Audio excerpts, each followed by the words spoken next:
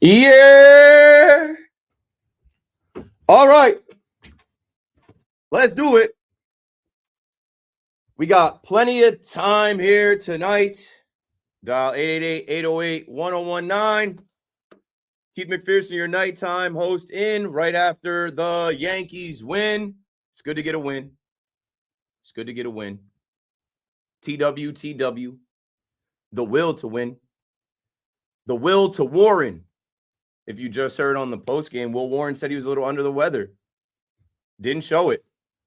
And the Yankees absolutely needed his performance tonight. And in the Boogie Down Bronx, the Bronx Bombers got to hit bombs. The Yankees don't homer. They don't really score. The Yankees don't score.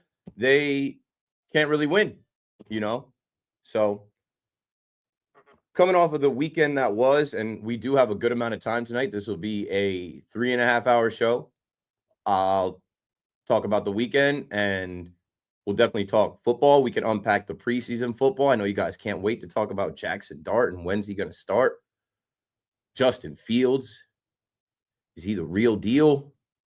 Aaron Glenn, and this era of Jets and Giants football. We'll get there, but for the Yankees tonight, to the victors go the spoils. Obviously, they're the only team that played tonight. The Mets are off. We'll get to the Mets as well. Tough weekend for the Met fan.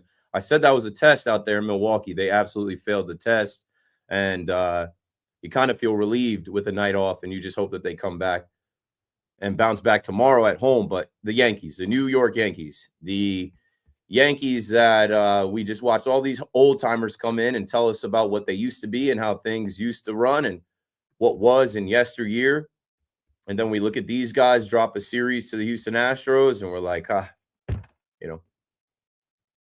not so sure about these guys. Previously on KM to AM, I told you I was off the roller coaster. I was stepping off the ride. I'm off the emotional roller coaster. I'm off the up and down feelings and riding with the team, thinking that they're going to do the right things, thinking that they're going to, not commit errors, that they're going to be able to pitch, hit, have the right guys come out of the bullpen, simple things like that. I'm off of that as far as like being so invested with my own thoughts and emotions and my own personality. I don't know if you guys can relate. If you're a diehard Yankee fan, of course you can relate. 888-808-1019. Like that was the straw that broke the camel's back over the weekend. But we all know, two things can be true. You can be off the ride emotionally. You can detach yourself from the day-to-day, up and down, a win and loss, makes you feel. But you also can be realistic in knowing that the season did not end Friday night. The season did not end Sunday night. The season is not over. It ain't over until it's over. There's still a lot more to go here, boys and girls. Some 40 games. But when I say there's a lot more to go, there's a lot more to be seen. What if I told you in March we'd be here in August with Ben Rice catching and Giancarlo Stanton in right field? You'd probably be worried. You'd probably be alarmed. What if I told you we were there and the Yankees should have 70 wins? They've got 63. And I know it's tough looking at the standings and the math ain't mathing because you're like, hey, they got to win at a ridiculous clip to even be able to, but we don't know. Nobody knows. And something I'll say about fans, like, let people enjoy things, let people hate things. The greatest rivalry in baseball is Yankee fans versus other Yankee fans. We'll agree to disagree. Some fans are glass half full. Some fans are glass half empty, and that's okay. That's okay. Some fans want to fire Brian Cashman. Some fans want to fire Aaron Boone. Some fans know that that's not happening. Some fans feel like it's a problem with the entire organization, how they develop talent. And you're hearing a lot of stuff like that as Clint Frazier started his podcast, giving us a little bit of a peek inside of the Yankee clubhouse during his time there. If you heard Eric Bolin on Foul Territory about a week ago, he talked about what goes on in the minors. Well, if the Yankees don't develop talent, I guess Will Warren is just developing himself. I guess he's just learned this whole year and figured it out on his own. Will Warren tonight had the fastball going. Will Warren tonight came out shutting guys down. Will Warren tonight, even being a little bit under the weather, he had that look about him. You know, he wears the number 98 for the best Yankees team we've seen, the 98 Yankees. I'm just kidding. That's not why. I don't know why he wears 98. Probably because it was given to him. But that young guy versus some young guys that are making their debut for the Twins, like that young guy went out there and looked like a young ace. You know, the Twins are coming off of beating the Royals, beating the Tigers, a walk-off win. You know, they played 11 innings. They used a bunch of arms, but they're riding high.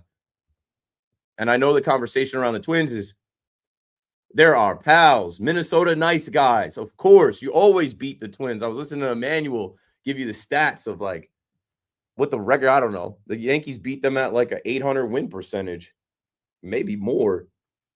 But still, you got to win the games that are in front of you. You have to win at a 800 clip the rest of the way. At the end of the broadcast, the Caser said it was a month. The last time that the Yankees won the first game of a series, first game of the series, taking the season or the series opener was July 11th. That's so vital for you to win a 3-game series. I remember talking about that earlier in the season. Like, hey, it would behoove you to get that first game. Because then you take the second game, you got the series. Then you go for the sweep versus like losing that first game, trying to bounce back and get the second game, then setting up the rubber match, kind of like they did with the Houston Astros. 888-808-1019. So, yeah, we get it. You know, the Twins are our pals. They always cooperate. They come to Yankee Stadium. They see the pinstripes. They get dizzy. And, Will Warren tonight versus that lineup, he did have those guys kind of seeing stars a bit until they started hitting home runs. Solo shots not beating them, though. Will Warren striking guys out, having command. And, there was a point in the game, I think, when Buxton homered off him on the broadcast. And shout out to the broadcast, man. Shout out to the drones that the Yes Network has. Those are great now. Like they kill it with the drone footage. And then, Caster, O'Neill, and Girardi, they do a great job covering the whole game. And they were talking about Will Warren and his pitch mix and what he was using, his 4-seam, his 2-seam, and not throwing too many breaking balls. They flashed how many pitches. He was at 64 pitches. I think the second inning was his highest pitch count with 16. And, he was efficient. He had a 8-pitch fourth inning. And then in that 6th inning, he was at pitch 4. And Buxton takes him deep. Like right after, it was almost like an announcer's jinx. He threw a sweeper that just stayed in the middle of the plate. But so what, man? I mean, I knew they weren't losing tonight. I want to focus on Will Warren first because he deserves the credit being the starting pitcher, especially as we've seen other starting pitchers not be so solid as of late. Will Warren's last 4 outings, like this guy's grown up right in front of our eyes. He's been very solid. And like he's also a guy that if I told you back in March, he'd have this many starts. You'd be like, well, what the hell happened to Garrett Cole? What the hell happened to Luis Heel? What the hell happened? You know what I'm saying? So as much as we're down on the team, the organization, you got to find, light at the end of the tunnel. You got to find some kind of silver lining, little things like that. Will Warren goes out there tonight, 6 2/3, 3 hits, 2 earned runs, 7 strikeouts. He didn't walk anybody. And giving up those solo shots, it is what it is. Those guys get paid a lot of money to hit too. 888-808-1019. And, speaking about hitting and getting paid to hit, a belly bomb early in that game got you feeling right. For the Yankee fans that did decide to come out on a Monday night to Yankee Stadium after the weekend that was 36,744 in the attendance, paid attendance on a Monday night. That does not happen everywhere. Coming off the heels of this weekend, which MLB reported this weekend, that this was like the highest grossing weekend in August since 2015. Like baseball's in a good place. And the Yankees, they know they got to get into a better place, but it ain't over yet, right? All the talk that Boone gives you about, we got to go do it. Like they got to go do it. And it starts with 1. And then you take the series tomorrow. Then you go for the sweep. And you got to hit and not commit errors. It's another thing. 0 errors, 10 hits. And the Yankees were able to go out there and hit the ball out of the ballpark. Some situational hitting, some clutch hitting. Trent Grisham, clutch. Judge, good to see you. Clutch. belly with a bomb. Stanton, Ben Rice, back to back and a belly to belly. Those are positive things, especially from, in my notes, I have circled just Stanton and Rice in the middle of the order. Those two guys that are playing positions that we didn't think that they would be playing at this point. I thought Stanton was just a DH. Even last week, I'm saying don't put him out there. But if you saw Stanton go first to third today, I guess playing in the outfield, he's feeling his legs. He's feeling young again. He's feeling spry. So, hey, whatever. It is what it is. We need to have his bat in the lineup with Judge. And then Ben Rice, who has been unlucky, but we know he hits the ball hard. He had the single early, like Stanton had the single early, and then they both come back and homer. They had almost identical nights.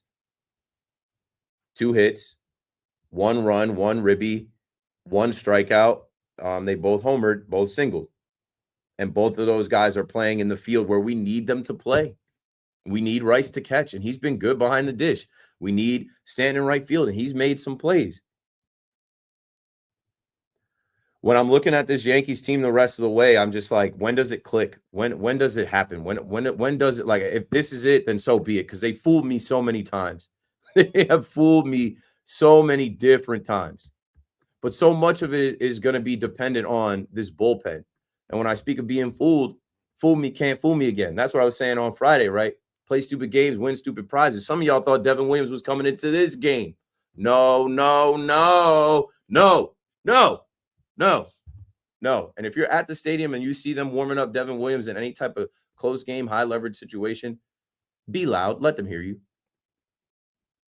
Now, Devin Williams pitched pretty well yesterday. Devin Williams in low leverage, Brad Ausmus calling his number, not Aaron Boone because Booney got tossed. Hey, Devin Williams goes in and strikes out the side. He looks good, right? Keep him there.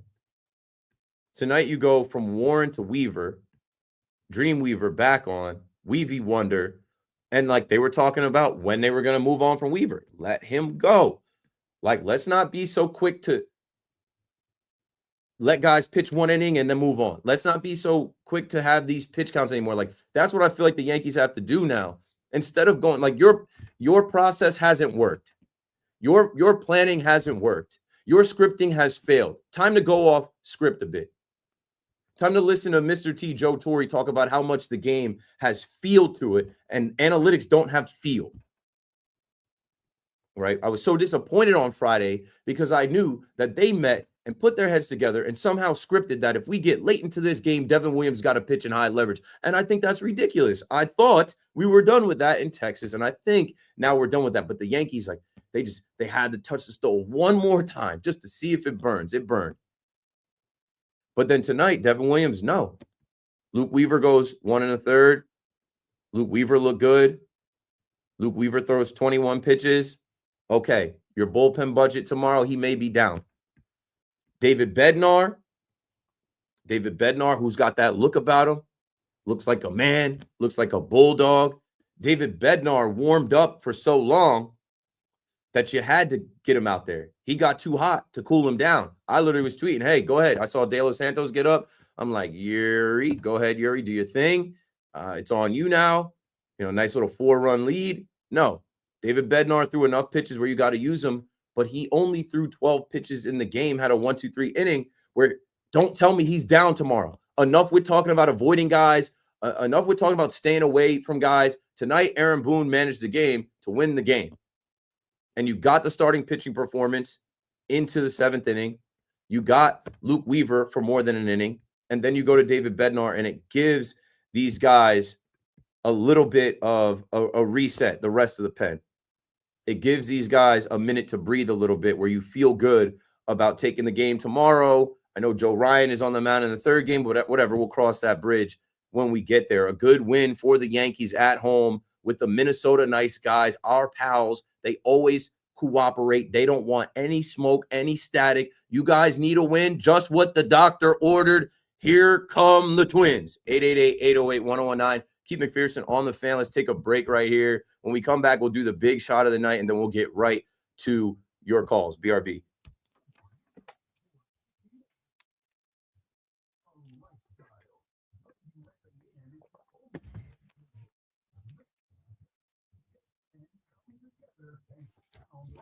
Yeah, we'll knock out Big Shot here, and then maybe in the 11 o'clock hour run the whoa, sorry, my headphones. Yeah, with yeah, but Big Shot here just to get it out the way. Trying to get a Surfside Big Shot brought to you by Surfside Iced Teas. So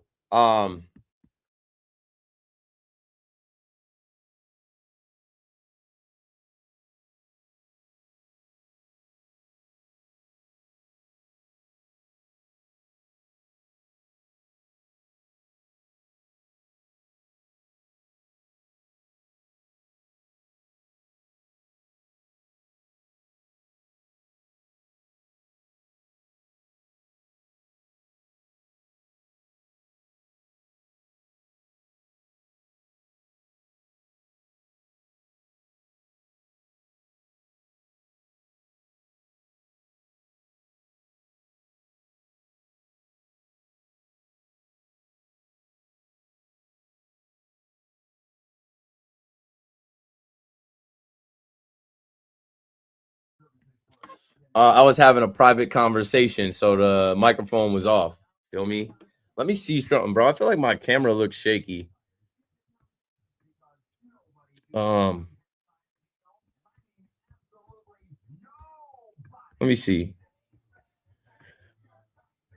Auto focus. Okay. Exposure. Okay. Nah, white balance is hold on. That's fine.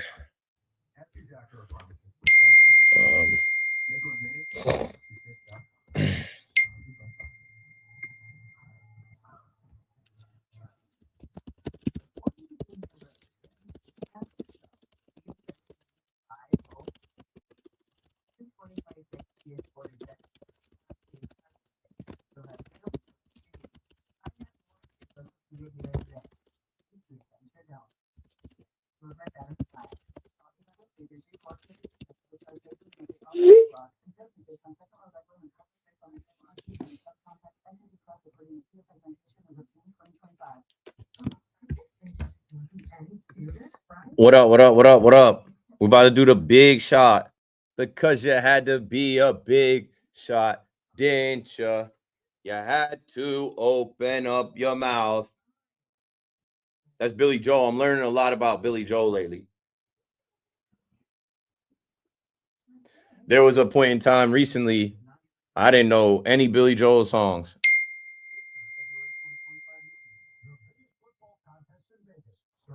All right, let me I gotta put this shit on Instagram, yo. I told y'all my stream, the stream is going to change. We will be streaming on WFAN YouTube very soon.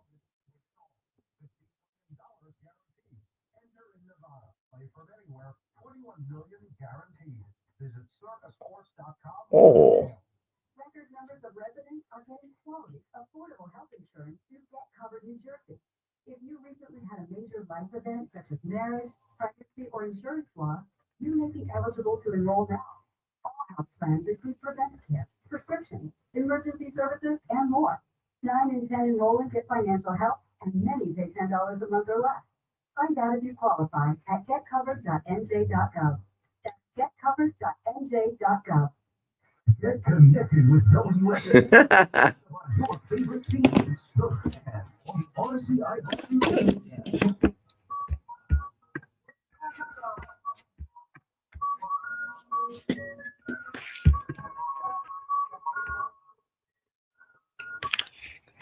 The big shot of the night is brought to you by WFAN and me, Keith McPherson. Bright lights, big city in New York. You know we got a bunch of big shots, and now we can actually go up to Yankee Stadium and pull a player of the game from there. Will Warren's my big shot tonight. As soon as I heard he was under the weather a little bit, this is a young guy who's a whole rookie, and he's looking around at this starting rotation of the Yankees. Luis Gil is just coming back. Max Fried isn't the same anymore.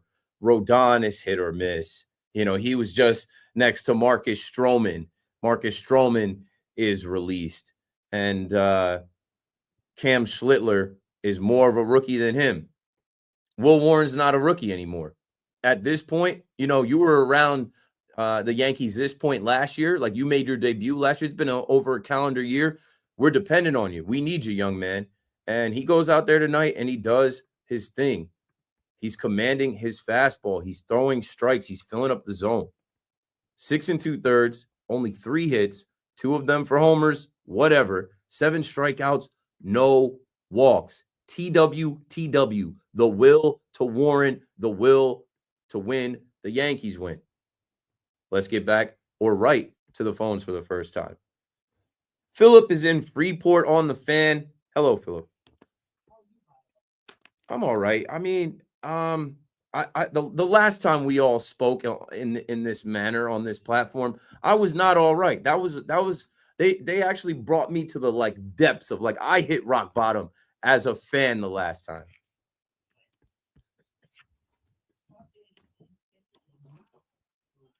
That is a bad argument. Listen, these guys are $300 million for Pete's sakes.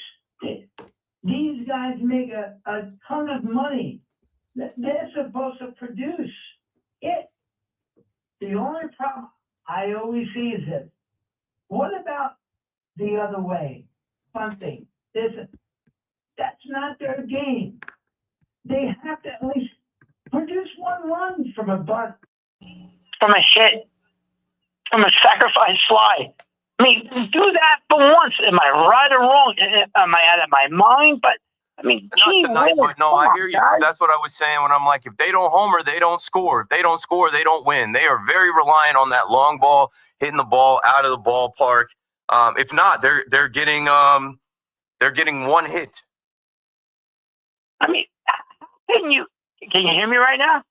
Yeah, I got you. How can you at home hit 3 hits? I mean, it's terrible. I mean, you guys, you're big league players. I don't want to hear about this and that. We were trying the Jason Alexander thing yesterday. Terrible. I was like, I couldn't even watch the game. How embarrassing! I mean, how embarrassing! You guys are the most talented. You make the most money, and you come up excuses. Love your show. Thank you so much for having me on. It really is embarrassing. They should do much better. And I think it starts now. It should have started a while ago. It started in the beginning of the year, and it tailed off.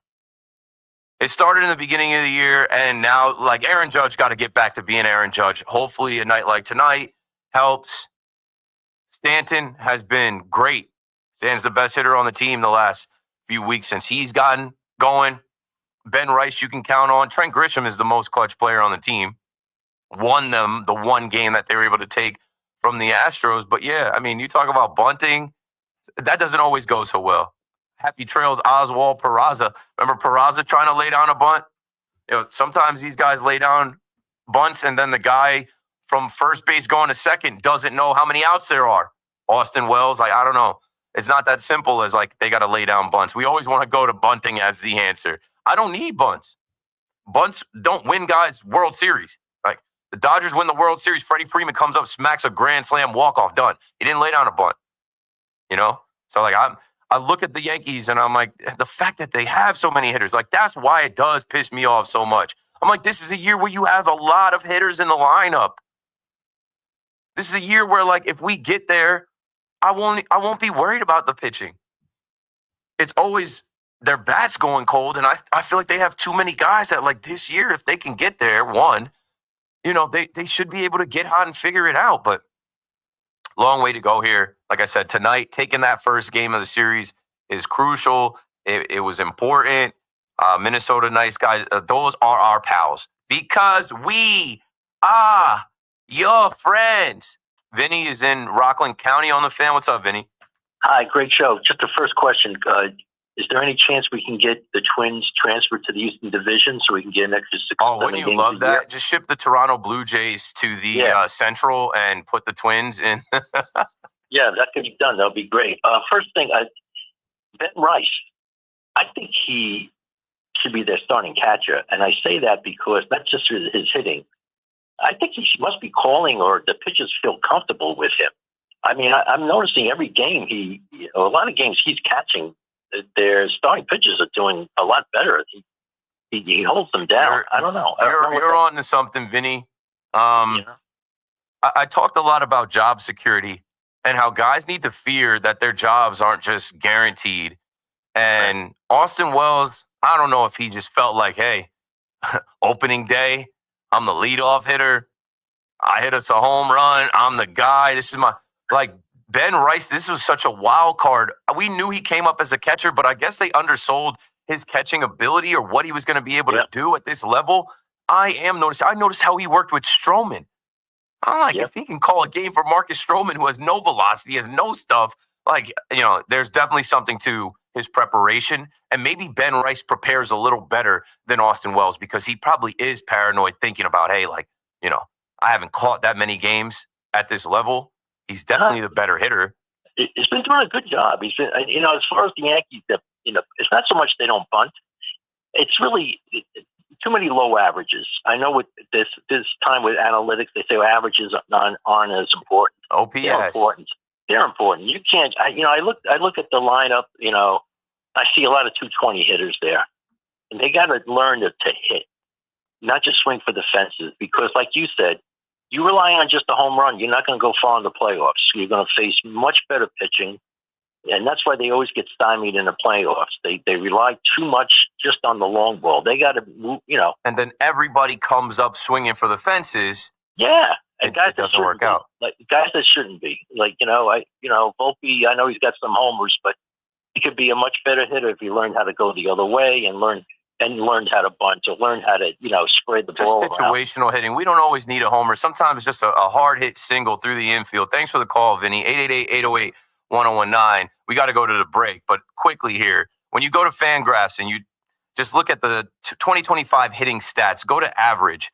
Here's the top 5 teams in average in baseball. As people tell you, average doesn't matter. Number 1, the Toronto Blue Jays. Number 2, the Houston Astros. Number 3, the Milwaukee Brewers. Number 4, the Los Angeles Dodgers. Number 5, the Philadelphia Phillies. What do they all have in common?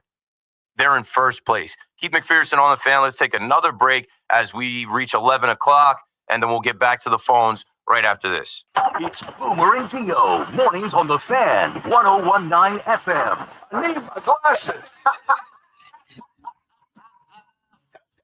I was reading the wrong column. Listen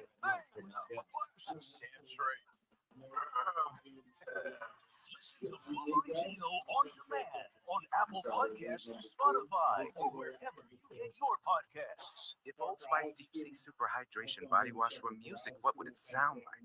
Start with the deep sounds of Old Spice's ocean waves and kelp. Layer on the smooth, renewing moisture. You wouldn't hear any parabens or phthalates because Old Spice Deep Sea hasn't got it. But you would hear that vitamin B3 for healthier looking skin. So while your regular body wash sounds like this, Old Spice sounds like this. Sounds like it smells amazing. Now that I'm a dad, I can't stop thinking about what would happen to my kids if something happened to me. Like losing the house or not affording college. Yeah, that used to keep me up at night too. It's why I finally got life insurance from Ethos. It's 100% online. No medical exams, just a few health questions. I got $2 million in coverage for around $2 a day. I never realized it was that simple. Get your free quote at ethos.com/life. That's ethos.com/life. Rates may vary. Bill monthly sample rate 10-year term policy for a 35-year-old healthy non-smoking male. Wake up with Boomer and Gio. Morning 6 to 10 on WFAN, WFAN FM, WFAN FM HD1, New York, and Odyssey. Good evening at 11 o'clock. I'm Justin Rock. This report is brought to you by Primo Brands, the official water sponsor of MLB, Major League Baseball trademarks used with permission. Yankees looking to bounce back after entering the series, losing 7 of their last 10, and the Bronx Bombers lived up to the moniker on Monday. G with a base hit the left first time, and he drives one deep right center field. Got an old Wisconsin carry, Buxton looking up, and it's gone into the Yankee bullpen. Carlos Stanton staying hot. His 11th home run. 31st run batted in. Yankees have a 2-0 lead. Dave Sims with the call right here on the Fan. Yankees hit 4 solo home runs, beat the Twins 6-2. Cody Bellinger, Jazz Chisholm, Ben Rice joining the fun as well. Yanks now a game up on Cleveland for the final wild card spot. Red Sox lost today, so they're now a game and a half back of the second wild card spot. More good news from the Bronx. Garrett Cole continuing the comeback trail from Tommy John surgery. Monday, his first day throwing, making 20 throws off flat ground. He's still a few months away from throwing off a mound. The Jets getting a lift on D. Jermaine Johnson, activated from the physically unable to perform list. He's missed the last 11 months after rupturing his Achilles in week 2 last year. It's 76 degrees and clear in Central Park. That's what's happening. I'm Justin Rock. Yeah, I was gonna say is like all the kids from the Scuttlebutt on your favorite team, the Fan, on the Odyssey, iHeart, and TuneIn apps.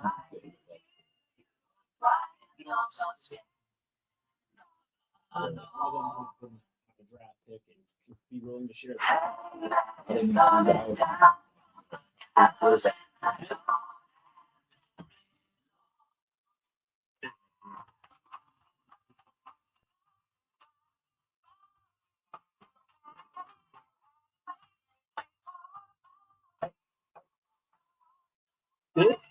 Renegade. You know, once upon a time, I didn't know too much Billy Joel. I don't know too much Sticks either, but I'm learning me some. David Bednar, first night game that he gets to come out in Yankee Stadium with that song playing and the 53 on the big screen. I like it. I still don't know what song Devin Williams was coming out to. That's your guy. That's your closer. He's just got a way about him, a look about him. He wants that. He expects that. Now, I hate to keep piling on Devin Williams, but actually I don't hate it because we need to. Like I just said, if you're at the stadium and they start thinking about bringing him in certain situations, I don't care what you got to do. Bark, anything, make noise, let them know. Because Friday I left the bleachers and I was on my merry way like I usually am, skipping around, seeing people in different sections. I wish I was over there to be like, don't do it, Harkey, please. David Bednar is the closer. And like I said, tonight they got him warmed up. And, you know, there's something to that. I know we don't think about that so much. They give us a bullpen budget. They need to give us like a bullpen pitch count. Like how many warm-up pitches has Bednar thrown down there? Got to use them. And I don't mind the urgency in using them either. You know, because if it went the other way and they went to De Los Santos and they got close right there, and then you had to go to, like, it would have been, oh, Boone trying to steal outs, go to your closer. And he did. David Bednar is the Yankees closer. I thought we established that with the 5-out save in Texas. And then we had to use him like that again. Like, okay, like, and this guy is a man's man.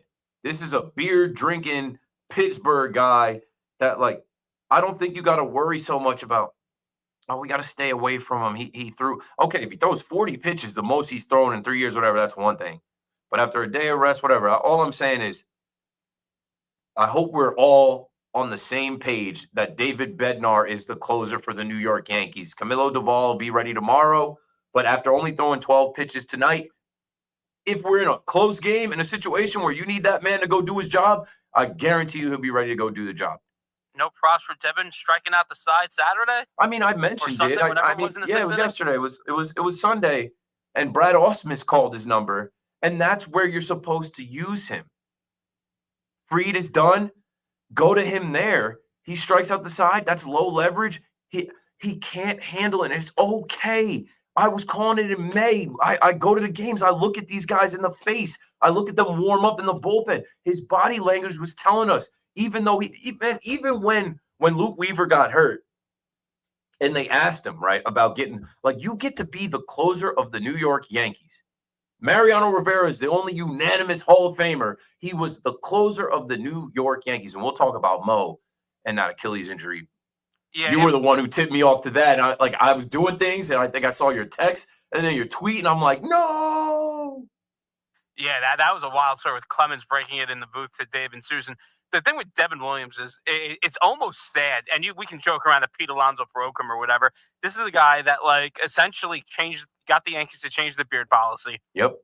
who started on an awful foot because fans were booing him before he even threw one pitch, which was totally 10 unfair. pitches And you in. said it. Yeah. And you said that Yankee fans were losing their mind that day before the guy even throws a pitch. Kids. There was an 8-year-old kid in front of me that I had to tap to be like, yo, chill. We need this guy. Yeah. And this is a kid whose dad is bringing him the opening day, and he's turning around looking at me like, shut up, bro. Like, this is not our closer. We have Luke Weaver. If this guy can't get it done, I'm like, yeah, and then it's an awful start. He bounces back. He's looking like old Devin Williams for about a 4 or 5 week stretch. but that's what I was about to say. Even though he got the closer role back, it was by default because Weaver got hurt. And when they asked him about it, he was just kind of like, yeah, that's my role. That's what I've got to do for the team. I'll do what the team asked me to do. Come on, bro. You get to be the closer of the New York Yankees. If you're a competitor, if you want to be here and you really wanted that job, you would have a little bit more fire in your gut. You'd have a little bit more compete in you and not this woe is me feeling sorry for yourself. I just stink right now. Man, go out there and ball. We're trying to win. Yeah, this is a guy who, again, he's going to be on the team. He's going to be on the postseason roster. I don't know if they're going to use him, but he will be on the roster because he's too valuable. It's too much money for him not to be on the roster. I don't know if he's going to be on the team next season. No. That's interesting to me. But you are going to see him in October. We will see him in October. Maybe an opener, whatever. Get creative Won't with be him a an little opener. It'll be matchup based. It'll be what part of the lineup they want him to face. It'll be hopefully when we have a lead because he needs that too. We need a lead. We need a soft landing spot for the guy, or actually like not a lead. We need to be losing a game and he comes in and can't blow it. And that's not too hard to sort, especially when we got the news that Fernando Cruz is working his way back. Ryan Yarbrough is working his way back, and like help is on the way. There might even be a possibility of Ryan Yarbrough going back to the starting rotation, and then you could put Cam Schlittler into the bullpen, where now you've got a guy coming out in the 7th inning, maybe 8th, and who knows, throwing 100 miles an hour. So there are some other options besides dying on the Devin Williams trade. That is what broke me on Friday. See, because if you would have played that a little differently and potentially won that game, maybe you win the series the next day with Trent Kershaw. We don't know. And quickly here, I'll sprinkle in some stuff as we're moving forward and talking about Mariano. Mariano, I've told this story a bunch on WFAN about playing in the outfield at Bernie Williams' celebrity softball game 3 years ago. In 2022, I played left field. Mariano played center field. Mariano played every single inning in center field. I watched this grown man. I don't know how old is Mariano at this point, bro. I watched this legendary baseball player. He's 55. I watched him run down fly balls in the outfield. And before the game, he was the only one warming up, jogging around the field, stretching. He had full-on cleats, socks to match, gloves. You even saw him. That first ball that he smoked off of Pettit, he had batting gloves on. He is a competitor. He's the most competitive. So when I heard this from Paulie, and then when I saw the video, I'm like, I wasn't surprised. I feel bad, but I'm like, this is the same guy that looked at me when I left field and they put a young lady out there and the ball got hit over her head twice in one inning and he had to go chase it down. When he came back to the dugout to find that I wasn't out there, he said, "What are you doing, man?"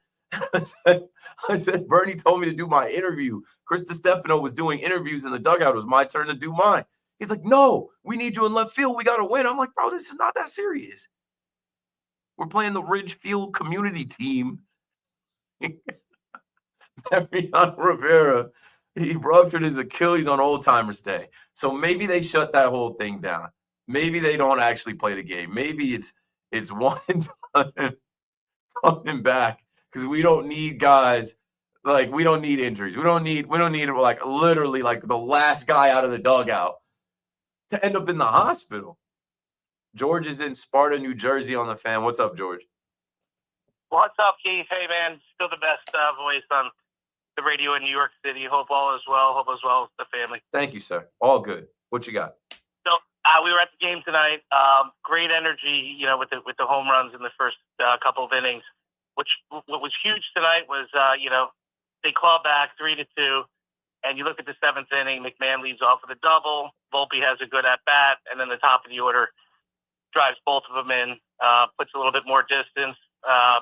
Didn't rely on the long ball late in the game as we always seem to do. And then the battery, you look at the two homegrown guys. Will Warren obviously been huge for us this year, but how about Ben Rice? I mean, the way he's calling games Saturday looked great with Heel, and then tonight, you just got to tip your hat to the kid, how he's calling the game, and again, two homegrown guys. Just a good solid win, and let's hopefully string a bunch together. Great call, George. Thanks for that. Yeah, homegrown guys. Ben Rice. The Yankees don't develop anybody, but somehow Ben Rice is developing in front of our eyes into a good catcher, the best catcher on the team, and obviously brings his bat and hits the ball hard. And that's a guy that grew up as a Yankee fan in enemy territory. You love to see it. And you know what you do love to see as well? Like I talked about the home runs, obviously with Rice homering and Stanton homering and Belly homering and even Jazz homering. Jazz needed that, boy. You knew he was going to hit that celly too. Hey. You knew he was going to hit every single move. But, the ability to add insurance runs, right? And however they come. At the time, I'm like, okay, add on. Grish, you were here. Trent Grisham. That's why I said Grish is clutch. It wasn't a homer, just a knock. That was one. And then how about Brooks Kriske? Remember him? He was a Kriske cream puff for the Yankees. He was a zero, a donut. Brooks Kriske, be a pal. Be a pal. Judge, we need Judgy to get right, Brooks. Groove one to Judgy. RBI knock. Make it 5-2. So it's like, when you need to add some insurance, some breathing room, they were able to do it. They were able to put it together. And you're sitting at home, you're saying, that's what it looks like. See, it's not so hard, guys. That's what it's supposed to look like, to go out there, get a pitching performance from your starting pitcher into the seventh inning, have guys obviously hit the ball out of the ballpark, but also have some situational hitting, guys work walks, get on, guys, single and drive runs in, not leave runners on base, and then make the right moves with the bullpen to go to just Weaver and Bednar to get the rest of the outs in the game. 888-808-1019. Moose is in Jamaica, back on the Fan. What's up, Moose? You're Keith. What it do? Holding it down, man. Good to be back on, and good to be on after a win. See, like when they win, we don't have to kill them. We don't have to call for everybody's job. We don't have to be all mad. We just accept the win. Like, that's what we expect of you. More. Give us more. And that's what you remember how I left you the last time we spoke. We got ballers. We got people we can play. And I get it. We demand excellence. We expect excellence. It's in the mission statement. World Series dub, championship, Canyon of Heroes parade, or absolute abject failure. No in between with the Yankees. But we were the last team to repeat, as everybody knows. So winning one and then two and then three is going to be impossible. So considering I went to Old Timers Day and I was in the bleachers 203 watching Mariano Rivera tear his Achilles. And to be honest, it was the most nonchalant sort of attempt to pick up the dribbler up the middle. Yeah, he just broke on the ball. He put his leg back to break on the ball. Damian Lillard, Jason Tatum, Tyrese Halliburton, Mariano Rivera, Adam Silver better figure something out. Like, I don't know what's going on with all of these Achilles injuries, man. They said that the NBA was using artificial intelligence to figure this whole thing out. It's just wear and tear. Because, I think Mariano still runs 5 miles a day. So no, he's that's what I shared in my story. He is very much an athlete and still in shape and going out there to compete. Like I said, in the game I played with him, he's the only one that hit the ball over the actual fence. He also played the entire day in center field running down fly balls. So, like, he couldn't wait to go out there and show everybody what he could do. Here's a question for you, as I'm gonna respond to something that Evan talked about today. You said you were in 203 for Old Timers Day. What time did you get there, get in? Did you watch the whole Old Timers Day game? And did you sit in your seat in the bleachers for the entire game, or did you walk around? I left early. I got there at 11:15. Stood online for like less than 30 seconds. Yeah. Walked that gate, and got in there like 11:20. Got to my seat. Then went up to a couple of the bleacher creatures I see usually when I can find seats there. Stayed for the whole entire Old Timers game. Gave the applause. Did the roll call. Stayed till about 2:30. The end of the bottom of the third when Goldschmidt lined out because I had a long trip back and I had some stuff to do at home. I basically showed up just to support the 2000 team because I was convinced with the energy in the stadium. Tell me not, after the whole ceremony and you felt like you had your say with your chest sort of like feel about the game. We're not losing today. Thanks for the call, Moose. I actually didn't go. And I told you guys Friday I wasn't going to go. And we'll speak about that a little now. 888-808-1019, Old Timers Day and the festivities and everything. So, let's go back a bit. Friday night, I told you they broke me, dog. I'm telling you, I ran to my car, and by the time I was able to go up to the fourth floor of the parking deck, get in the car, turn it on, back out, Devin Williams had already given up the third run. And I'm like, I'm in the twilight zone. I'm like, I can't believe they would do that to us. I can't believe they would kill those vibes. I can't believe it. The cheapest tickets were like $100 to get in there. It was packed. You know how many casuals circle the Astros. Like we hate them. Like we were in this game. We need this. So whatever.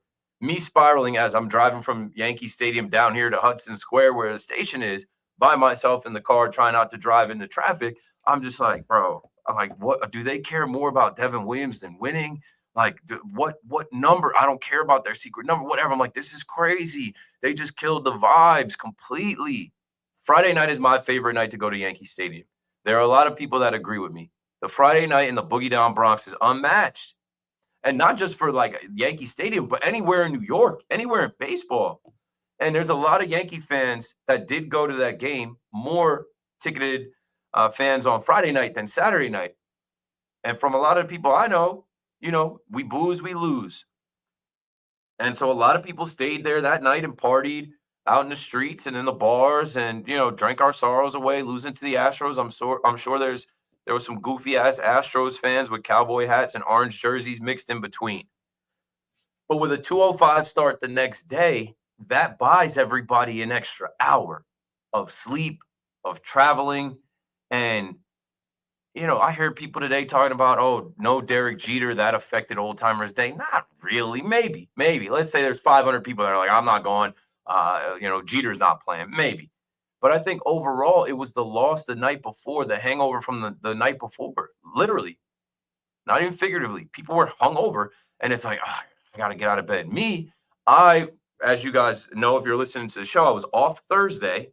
I went to David Cohn's golf outing, played golf for the first time, woke up Friday, sore in places I've never been sore, my neck, my back, my hip. I'm like, God, obviously I was swinging out of my shoes.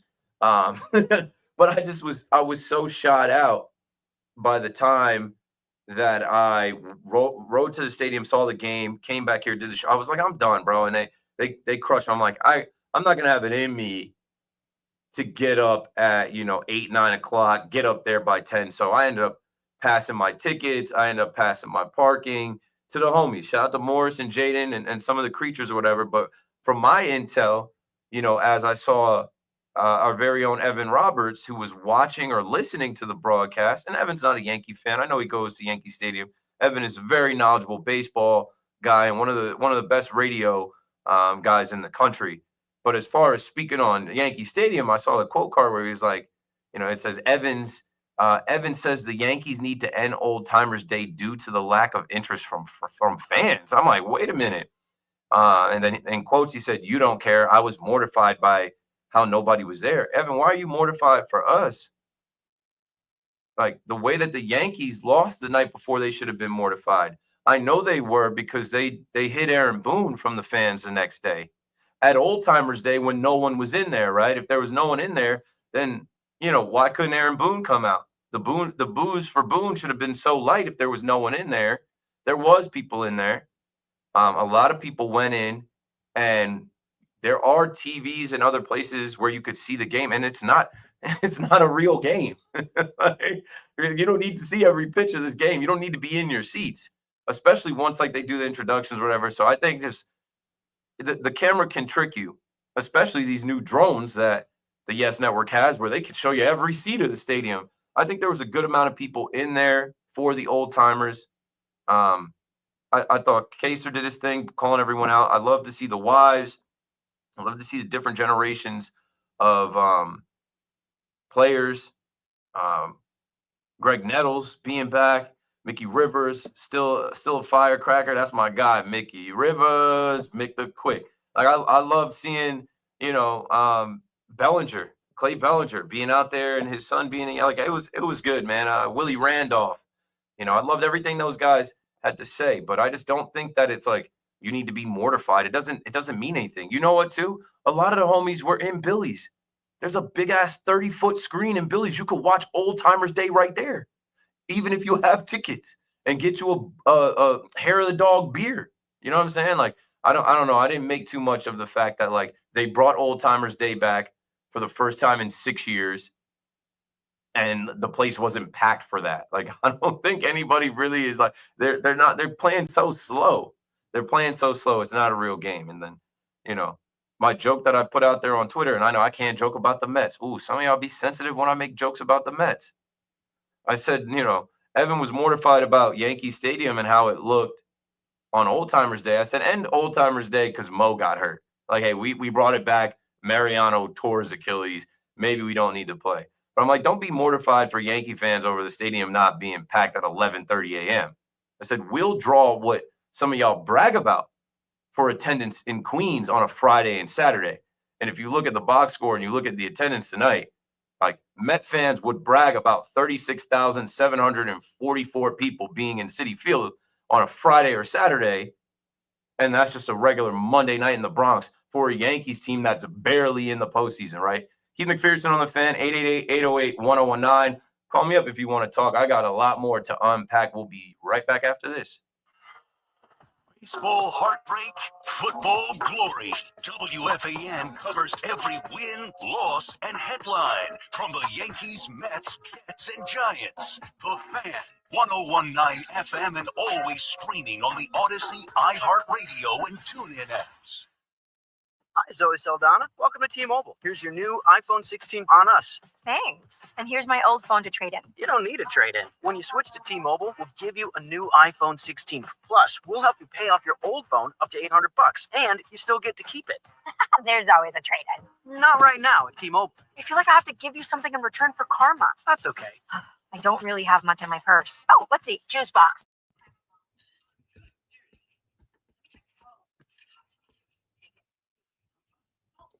Oh, we're going to get to that. That's what I'm about to unpack next. That's what I'm about to talk about next. Now that I've, stirred a little bit of the Mets pot, we're going to get into that. We're going to get into that.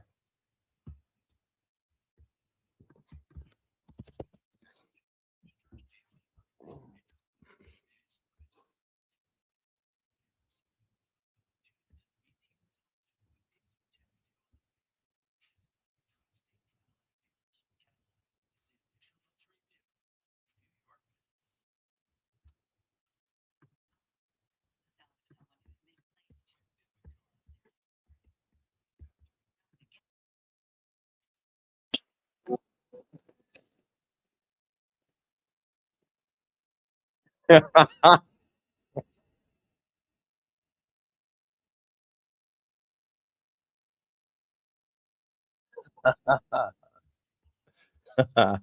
great. So on John Sterling's show, I just saw Talking Yanks clipped it. John Sterling said my advice to Boone is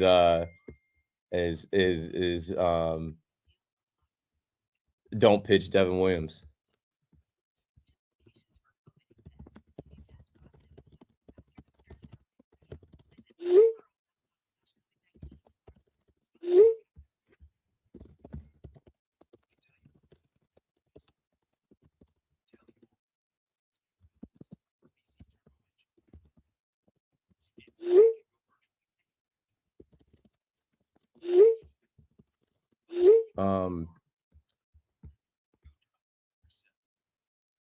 I am. I'm usually about to cook.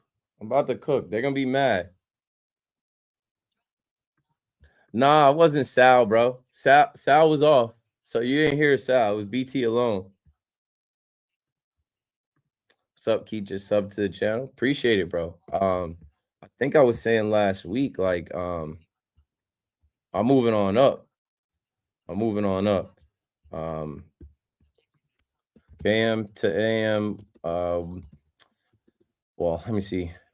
Thursday should be my first live stream on WFAN YouTube channel. So sub there.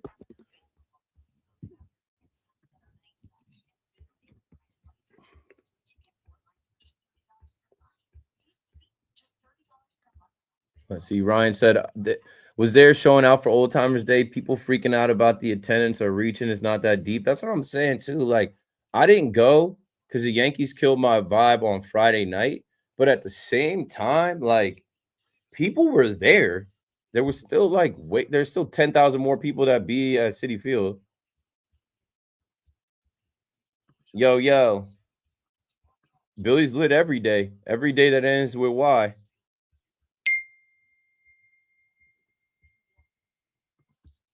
Yo, what up? Oh, the Eagles. How's Landon Dickerson? We'll get to that at some point. With Mo getting hurt, Jeter's decision aged well. Yo, not for nothing. I was giving Jeter his props for not going on Friday. I'm like, they don't deserve it, bro. They don't deserve you pulling up. They're a laughing stock in the league. For real. Like, they want to pitch Devin Williams so bad. They can't not do the thing that, like, they're not supposed to do if they want to win. But whatever, yo. Whatever, yo.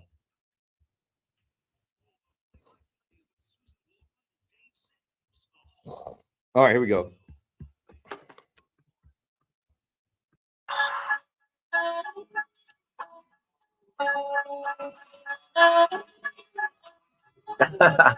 A good timing with this drop. This was Key Glock. This was Devin Williams'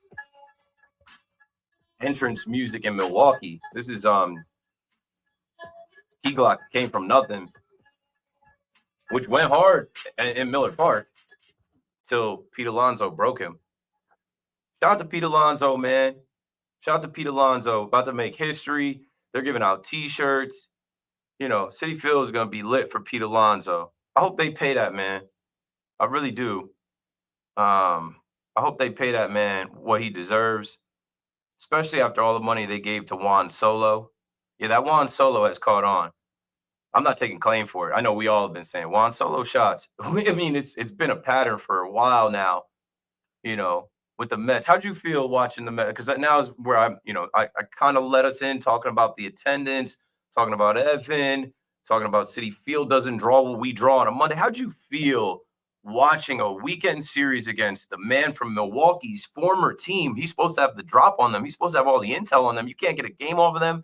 And it's like the Mets found ways to lose all three of those games is demoralizing because that was a test. That's a team that you beat in your building, but that's the quote-unquote best team in baseball, best record in baseball, a National League team with nowhere near your payroll. Like, as a fan, do you still feel like there's a lot of baseball in front of us? Yeah, I mean, listen, the Mets are playing awful baseball right now.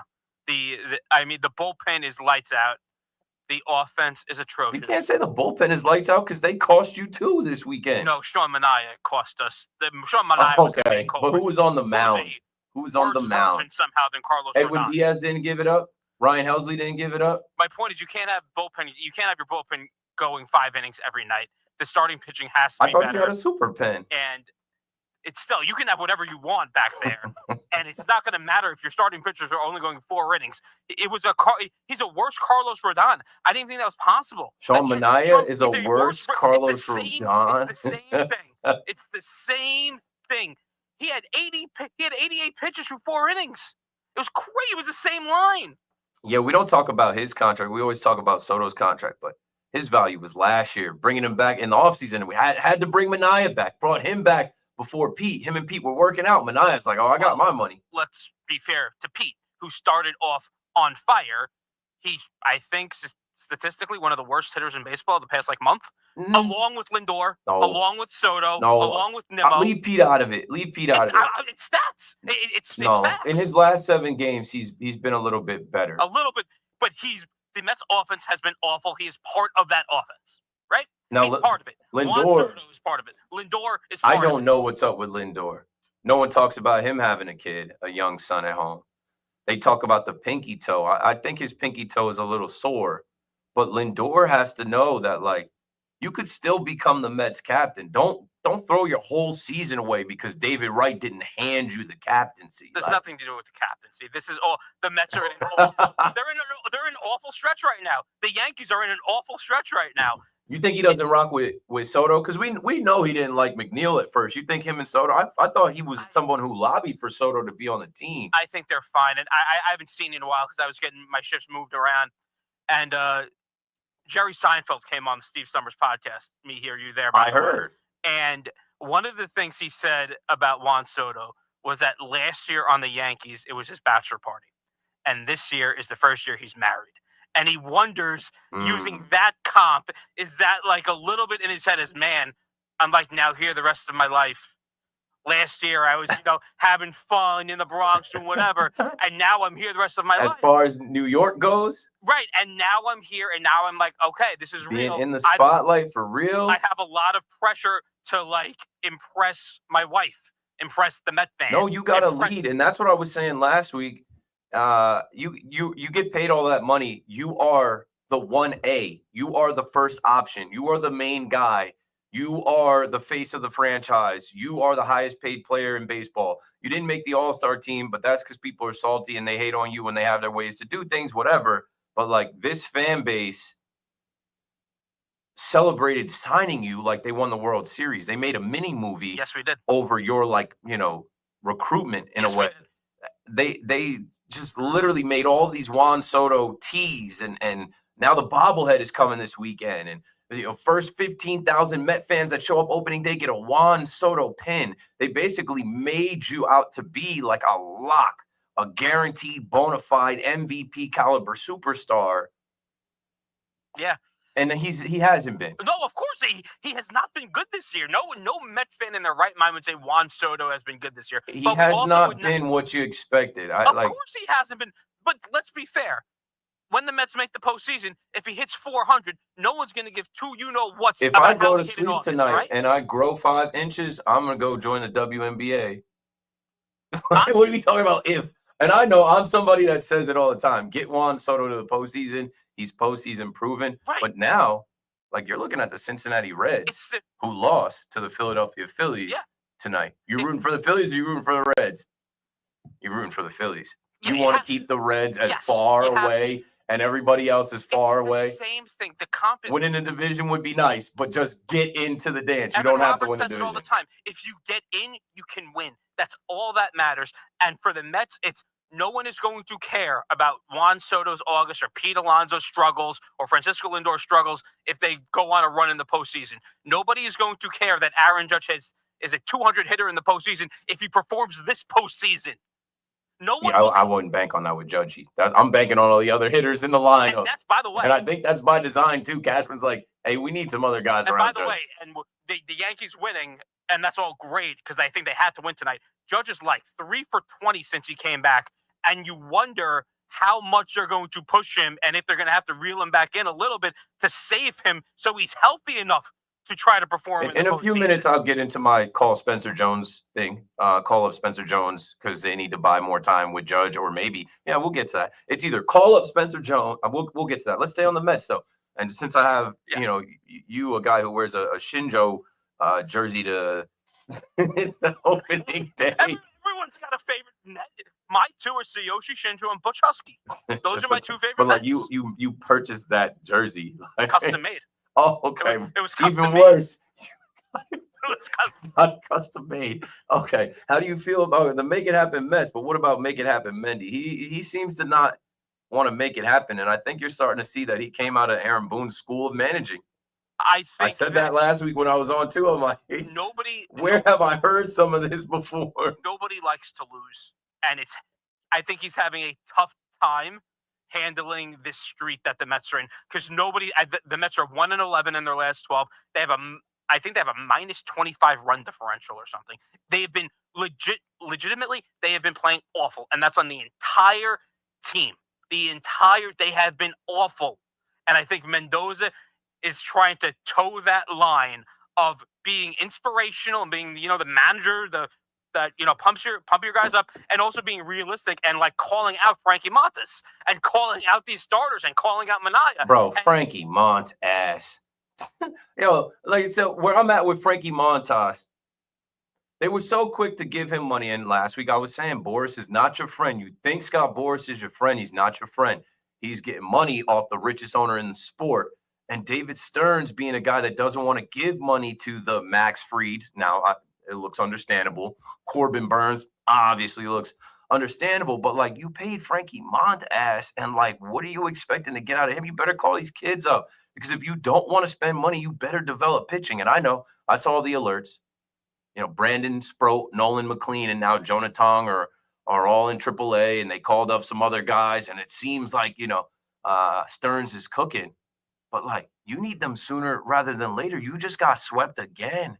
This is a losing streak. This is a bad losing streak now. You can't, you got to stop the bleeding against the Atlanta Braves. And then, okay, just as what the doctor ordered with the Twins, the Yankees pals, here come the Mets arch nemesis into your building. They're not going to feel sorry for you at all. They're coming through trying to, extend that losing streak. No, they've been awful. The Mets have been playing absolutely awful baseball. The only thing to hold your hat on is the Mets are still in a playoff positioning. They're still in a playoff spot, and there's about, 40 or 50 games left of the season. I still think the Mets are going to make the postseason, and nobody, and I try not to overreact as a fan. I am positive that not one Met fan will give two craps about this streak in August if they perform in the postseason. And that's just the way sports is. That's the way fandom is. Of course it's a huge if. Of course, I'm not saying. But I guess that's what the Yankee fans have to do today too. Like, of course if they start winning now. It's not now. It's when you make the postseason. You're not going to care that you lost 2 out of 3 to the Astros in August. Then it's going to be a long memory. Yeah, but I don't know. For me, I'm looking at the Astros, and I'm like, I might have said that I want revenge on them. And then seeing them in our ballpark this weekend, and them pitching to that little toddler Jose Altuve, and then Correa, but that's another thing. Exactly, right? I know what you're going to say. Stop pitching to him. Stop throwing him first pitch fastball. Stop trying to challenge him. His strike zone is the size of a shoebox. It's the reverse David Ortiz. It's crazy. Yeah, but it's so dumb. The Yankees got all this analytics and all these numbers. How do you not have those numbers? Don't give him anything to hit. What's that? And I do wonder, and credit to Dave and Susan who spoke about this on the broadcast, I wonder how pumped up he gets with these F. Altuve chants.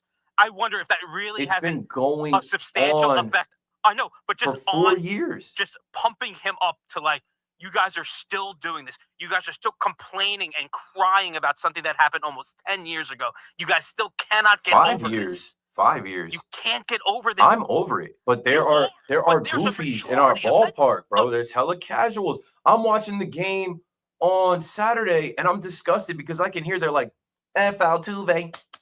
I'm like, the claps are annoying me. Like, you're literally showing up like cheerleaders. You're cursing, and there are children in there, and we can all hear it on TV. But on top of the F. Altuve, you're F. Altuve, like doing the claps. Like, you boys are corny as hell. Like, stop. Do you not watch? Do you not understand? Jose Altuve is he's on a trajectory right now to be the greatest Astro of all time. He's got rings. He owns the Yankees. And y'all give him power. Imagine somebody chanting your family name and a curse word in front of it every time. Like, a player like that is already dialed in, he locks in even more. F me and my family? Okay. And you're giving me fastballs to hit? Wop, wop, wop, wop, wop. Like, insane. Insane how y'all show up to Yankee Stadium. But that's how I know you're casuals. That's how I know you guys are not I'm like, damn. All three games, you hear those F Altuve chants. Get over it. And I don't mean get over it as far as like the Astros cheating. Never get over that. Always remind people about that. Like, don't let people take that out. But as far as like coming to the ballpark and thinking you're stopping Jose Altuve, you're not. Jose Altuve in 3 games versus the Yankees, he went 6 for 11 with 2 homers, a double, 5 ribbies, 3 walks. He's got a career 819 OPS against the Yankees. You're not helping. You're not helping. And then they won the series against the Yankees, and they embarrassed us Sunday. And I mean, I thought the Mets loss was embarrassing. It depends. With the Mets, I'm like, damn. If you're a Met fan, like Evan scoring these games, and I heard him today, he didn't score the Saturday game, but like if you're scoring the game to the end, brutal endings. You know what it's like? Mets fans shouldn't be mad. We're disappointed. We're the disappointed parent in their kid. You know what? Because you thought Yankees could be the angry parent. The Mets, we're disappointed in them because we know they're better. We know that hitting has performed and it has been better. And these kids, these great kids that we have of Lindor and Nimmo and Alonso and Soto. No, but in the comparison of parents and kids, these kids that we have, and those 4 mainly have been awful the last month, and I don't care. I blame Steve Cohen. He got, and you know what? He doesn't tweet anymore, but he got above his skis. He got too far out there with the fans aren't so upset now that we're scoring runs. Here's the Fab Four. It's like, bro, stop being the you have Frank the Tank. Let him do all the tweeting. You actually have a lot of Met fans from the Met fans here. Evan Roberts, who wrote a book. Salicata, who's on SNY. You have Positive Tommy. You have Positive Tommy banging the drum of positivity. You don't need Steve Cohen to go on Twitter and tweet for you. There's a ton of other Met fans doing that. Steve Cohen, I think when you look at those last few tweets, that it's been over a month now that he put out. July 12th. There seems to be less complaining after the team scored 7 runs in the 8th and 9th. And in 17 minutes, good morning, it'll be August 12th. And I'll be correct. Like, there are things, and remember, Keith McPherson told you this. I don't care if you sign the richest player in the sport. I don't care if you put in LED lights, a mascot race, a dance crew. I don't care who you get to run your president of baseball operations. You could put a statue outside. You could bring back the black jerseys. You still have to overcome the curse of your own uniform, your own existence. And I feel for you, Met fans, because the Yankees are just as trash. And I said to you last week, the Yankees are shielding little bro. They don't see you. Oh, they see you now. After you got no hit for like 40-plus innings over the stretch of 2 games against the Guardians. Juan Soto's homer makes SportsCenter, of course. But then you go to Milwaukee to face the number 1 team in baseball. You lose to them that first game by a run. Kodai sang, I don't have to relitigate all this. You guys know what happened over the weekend.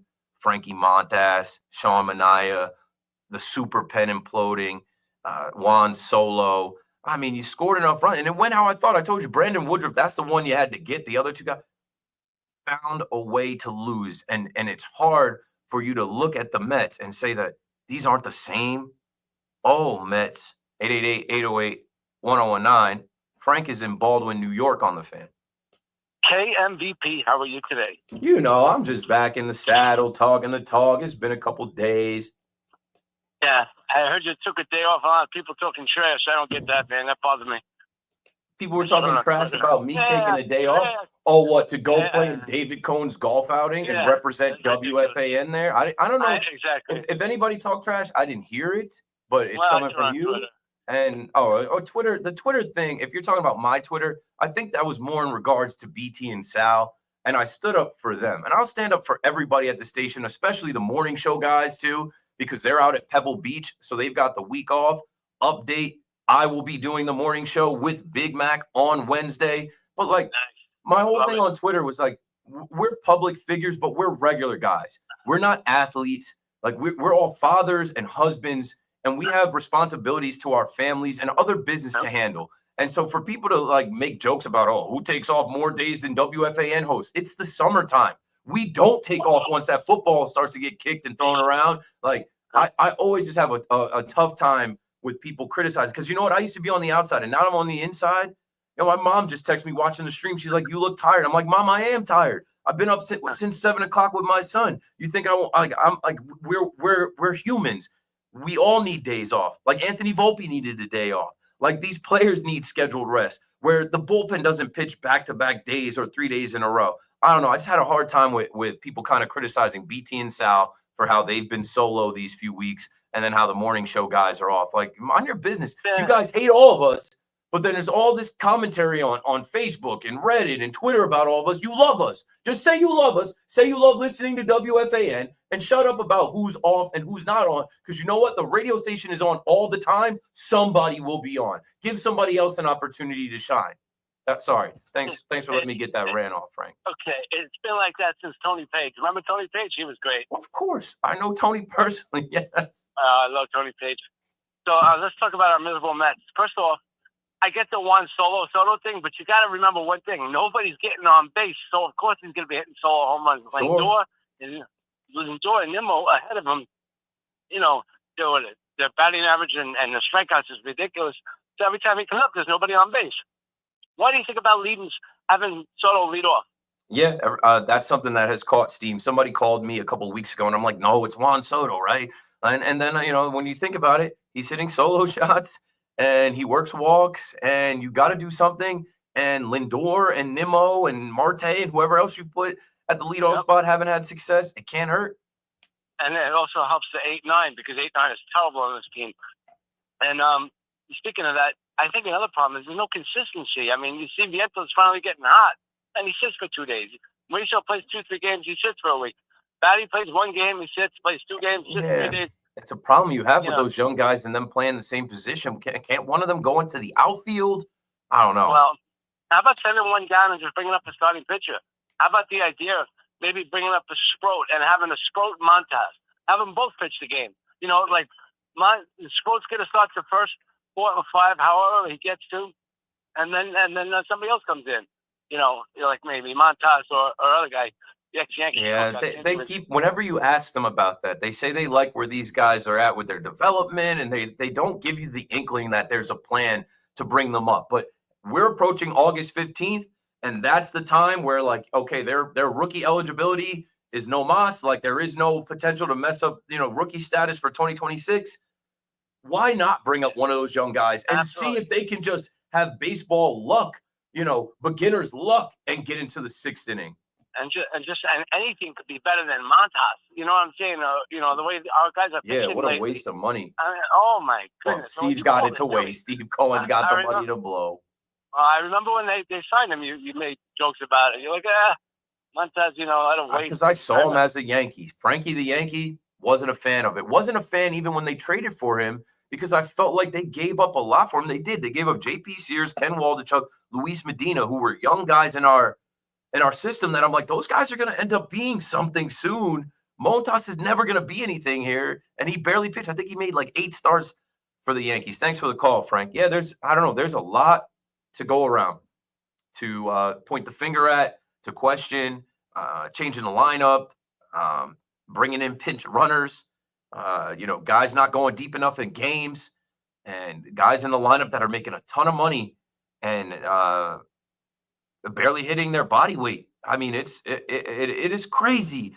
There's a narrative going on right now about how Juan Soto left the Yankees and went to the Mets, and like he ruined New York baseball, and like how we spent this whole winter with this, you know, the fall to the winter, the back and forth, and then the Met fan thinking that they were World Series bound because Soto was the missing piece. Soto can't pitch, and Soto can't do anything but hit a solo shot when he's on. There's nobody there. He's not the missing piece. You got to build a team. So I think the Mets are maybe a year or 2 away. But then even, you know, I like to take little jabs at Juan Soto, because, like, is this the guy that you want your young guys coming up and seeing how he acts in the clubhouse? And I don't know how he acts in the clubhouse, but he just seems like an egomaniac. He seems like he's Soto and nobody else. It's all about me and my money. Oh, $100,000, a lot to leave on the table. I don't know. Lindor's supposed to be the captain, but, you know, being the captain in just like name, but not actually like a real title, but in like in thought. I'm sure that has nothing to do with it. It has more to do with the pinky with Lindor. Lindor's got to get going. Alonso's going to break that record, and I think Alonso will be there, but the guy's got to – Nimmo's trash. Nimmo got paid center field money. Nimmo got paid center field money, and you have Tyrone Taylor and Cedric Mullins platooning in center field. And Nimmo is not looking like the all-star that people were proclaiming him to be last year. There's a lot of different issues. And then when you get low in the lineup, like you're talking about, the combination of Mauricio, Beatty, and Vientos all kind of figuring it out on the fly, not being consistent enough, playing the same positions. Even at catcher, right? Alvarez comes back, and you celebrate him right away as a quick pop. Terrence, that has worn off. Alvarez is not really good enough for what he was supposed to be. It kind of leaves you scratching your head like, where do they go from here? And the Mets' schedule is not as forgiving. And like I said, they just went to Milwaukee and failed that test. So it's like, even this past weekend, I'm thinking, okay, if the Mets got to face Milwaukee in the postseason, if they get there, and the Yankees got to face Houston in the postseason, if they get there, does anybody feel good about that? Mo is in Manhattan. Before we get to the break, Mo, you're on the fan. What's up? Yeah, what's up, kid? How you doing? All right. I'm just thinking, I don't know if you saw, Lindor has this new Cafe Lindor situation going on. Yes, I was on it. Yeah. It's the middle of the season. Play freaking baseball. Hit the ball. Don't do this garbage. No one's interested. Honestly, if you're playing good, that's one thing. Yeah, he had Action Bronson on it. And you know what it is? It's an MLB thing. And I actually know a little bit about what goes on at MLB. They're trying to get more content and podcasts and things going. And Lindor, with what he did last year, it seemed it's a good idea in thought. Just like him being the captain is a good idea in thought. But like, fans don't want to see you talking to a rapper when you're not hitting and when you're committing errors that are costing the game. Like, you know, the timing doesn't work if you're not playing well. We don't care about coffee with Lindor and you sitting down to talk about all of these things like New York and whatever. I don't know. They were talking about Cleveland pizza or something like that. Nobody cares about that if you're not producing. Yeah, so that's what I was thinking. Maybe he's distracted by that. No, I mean, I would hope that. I don't know. I even said no one's talking about him having a young baby at home. Thanks for the call, Mo. You're breaking up a little bit. I'll take it from here because we got to go to the break. No one's talking about him having his firstborn son, little baby at home. Him having his Cafe Lindor video podcast, YouTube series, his pinky toe because he's been bad since he took that hit by pitch in Dodger Stadium. They didn't shut him down. He's got to get going. That team goes as he goes. When he homers, they win, right? When he doubles, they win. When he does nothing, they cannot win, and he's getting the most at bats. 888-808-1019. Keith McPherson on the fan. We'll say good morning on the other side. KM AM returns right after this. It's BT and Sal. Middays 10 to 2 on the fan. 1019 FM. Calm down. Calm down. They're 2.5 games out of first place. They're still a team that's well over 500. They're right there to win the division. They're in a playoff spot comfortably, I might add. Listen to BT and Sal on demand on Apple Podcasts, Spotify, or wherever you get your podcasts. Nice one here in New York. Bottom of the ninth, 2 out. The bathroom is flooding again. The toilet's throwing a no-hitter. Looks like your home's flooding just threw a wild pitch. Yeah, bro. Yeah, am I tired? Yeah, I'm tired. We all tired. I'm gonna defend everybody at WFAN, especially from the internet. People talking about people taking time off. We get paid time off, yo. Like, you know, another thing I was saying on Twitter is like people think our job is to just come in here and talk. Like, I have a page of notes from just the game tonight. I have a note as far as like, you know, like iPhone notes. I have a note for Monday night show. Monday night show goes all the way. Paragraphs, tweets, Instagram stuff, Monday show. Like, look how much I'm scrolling. Look how much stuff I collected that we're not going to get to, but I still prepare that way. And then I have just Yankee game tonight, just notes from the Yankee game tonight. Then I have preseason football, Jets and Giants notes that I'm taking. Like, people think that we just come in here and talk. There's no way you can come in here and take all these calls and talk about these things without watching, without taking notes, without reading articles, without reading box scores and preparing. That shit takes time. But at the same time, right? Like, I think I'm the one with the youngest kid out of everybody. So that's the most involved as far as like taking care of your kid. But there are other guys on the station with multiple kids. Also, all of us either have a side gig, side hustle, other job, other business, and it's the summertime. It's the summertime. People in corporate offices are taking off. They don't work on Friday at all. Sometimes y'all see me come in on Friday 11 to 2. Tired, like I'm tired now because I didn't work last night, Sunday. I go to sleep when my wife and my son goes to sleep, and then I get up when everybody gets up on Monday, and then I got shit to do. I didn't take a nap. I'm running off of just energy and emotion. And I just think there's too many times that people like strip us of being humans and being regular people. We're allowed to take off. It'll be all right. Somebody will come in here and talk. Give somebody else the opportunity to shine. And with that being said, you know, I'll be on the morning show Wednesday, filling in for Boomer and Geo with C-Mac, 6 a.m. to 10 a.m. Tune in. Tune in. Tune in. Yeah, people think like, I don't know, it trips me out because I was on the outside. You know, I was on the outside. You know, it all comes with the territory or whatever, but like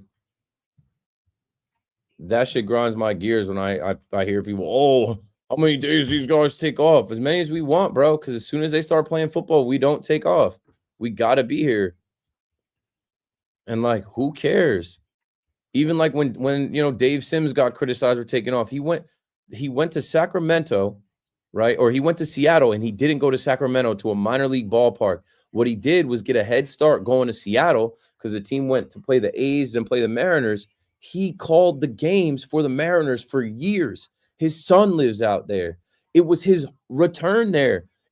If he takes 3 days off and gives Emmanuel Barbari an opportunity to call a game, so what? You guys don't realize too, like there are people waiting in the wings for these opportunities. When somebody that's always on calls out, somebody that's also working and hoping to get the chance to be heard gets an opportunity to be heard, you know? So like when I take off, Al Cintrone sometimes gets an extra opportunity. When I take off, Danielle McCartan gets an opportunity. I'm a minority. I'm blessed to have my opportunity. Al Cintrone is Puerto Rican. I'm happy for him when he gets his opportunities. Danielle McCartan is one of the only female voices on the station. I'm happy to give them an extra opportunity. You know what I'm saying? It should be that way. So sorry for the rant. I just think people are corny. Like, these guys are always taking off. Also, God forbid somebody takes a day off. Right. And that's what I said. I was like, yo, we all have PTO. If we didn't have the PTO, we couldn't do it. I was going to say, like, and I don't mind anybody's business. You know, when I worked at MTV and I was, my first year I was staff, I was project based and I didn't have that leeway. And I remember the summer came and I remember how much my bosses get to the position where you have PTO in this business. Yeah. But that's what people don't understand. Like being able to take off when you want for your family is like, it's something you earned. And, you know, I remember when I did get to that point where I had benefits and could take off, it was like an accomplishment. But I remember being in the office and being like, damn, the higher ups, like they're never here on Friday. And sometimes they miss weeks at a time, but they have families and they took vacations and they went to enjoy life. Last thing I'll say is a reminder, we're all going to die. You're working these jobs so you can live your life better with your family and your friends outside of work. All right, I got to be quiet now. WFAN FM, WFAN FM HD1, New York, and Odyssey Sports Pictures. Good morning at midnight. I'm Justin Rock. This report is being brought to you by policeofficersrighttosue.com. The Bronx Bombers were alive and well on Monday night. The Yanks Club 4 solo home runs opened their series with the Twins with a 6-2 victory. Trent Grisham confident this will get the team back on track. We're hoping every day that we pick it up and get going. We've been scuffling a little bit over the last month and a half, but we know the guys we got in this building, and we know that we're a force to be reckoned with. So it's just not a matter of if, but when. Grisham with Susan Waldman on the Fan postgame. Yanks now a game up on Cleveland for the final wild card spot. A game and a half back of Boston for the second wild card. Garrett Cole continued his comeback from Tommy John surgery Monday, making his first throws, 20 in total off flat ground. He's still a few months away from throwing off a mound. And the Jets get a boost on defense. Jermaine Johnson activated from the physically unable to perform list. He's been out the last 11 months after rupturing his Achilles in week 2 last season. It's 75 degrees and clear in Central Park. That's what's happening. I'm Justin Rock. Talk New York sports here. The Fan. Good morning, good morning. I'm tired, but I'm on fire. Because I'm not dumb, man. I get it. Keith McPherson on the Fan.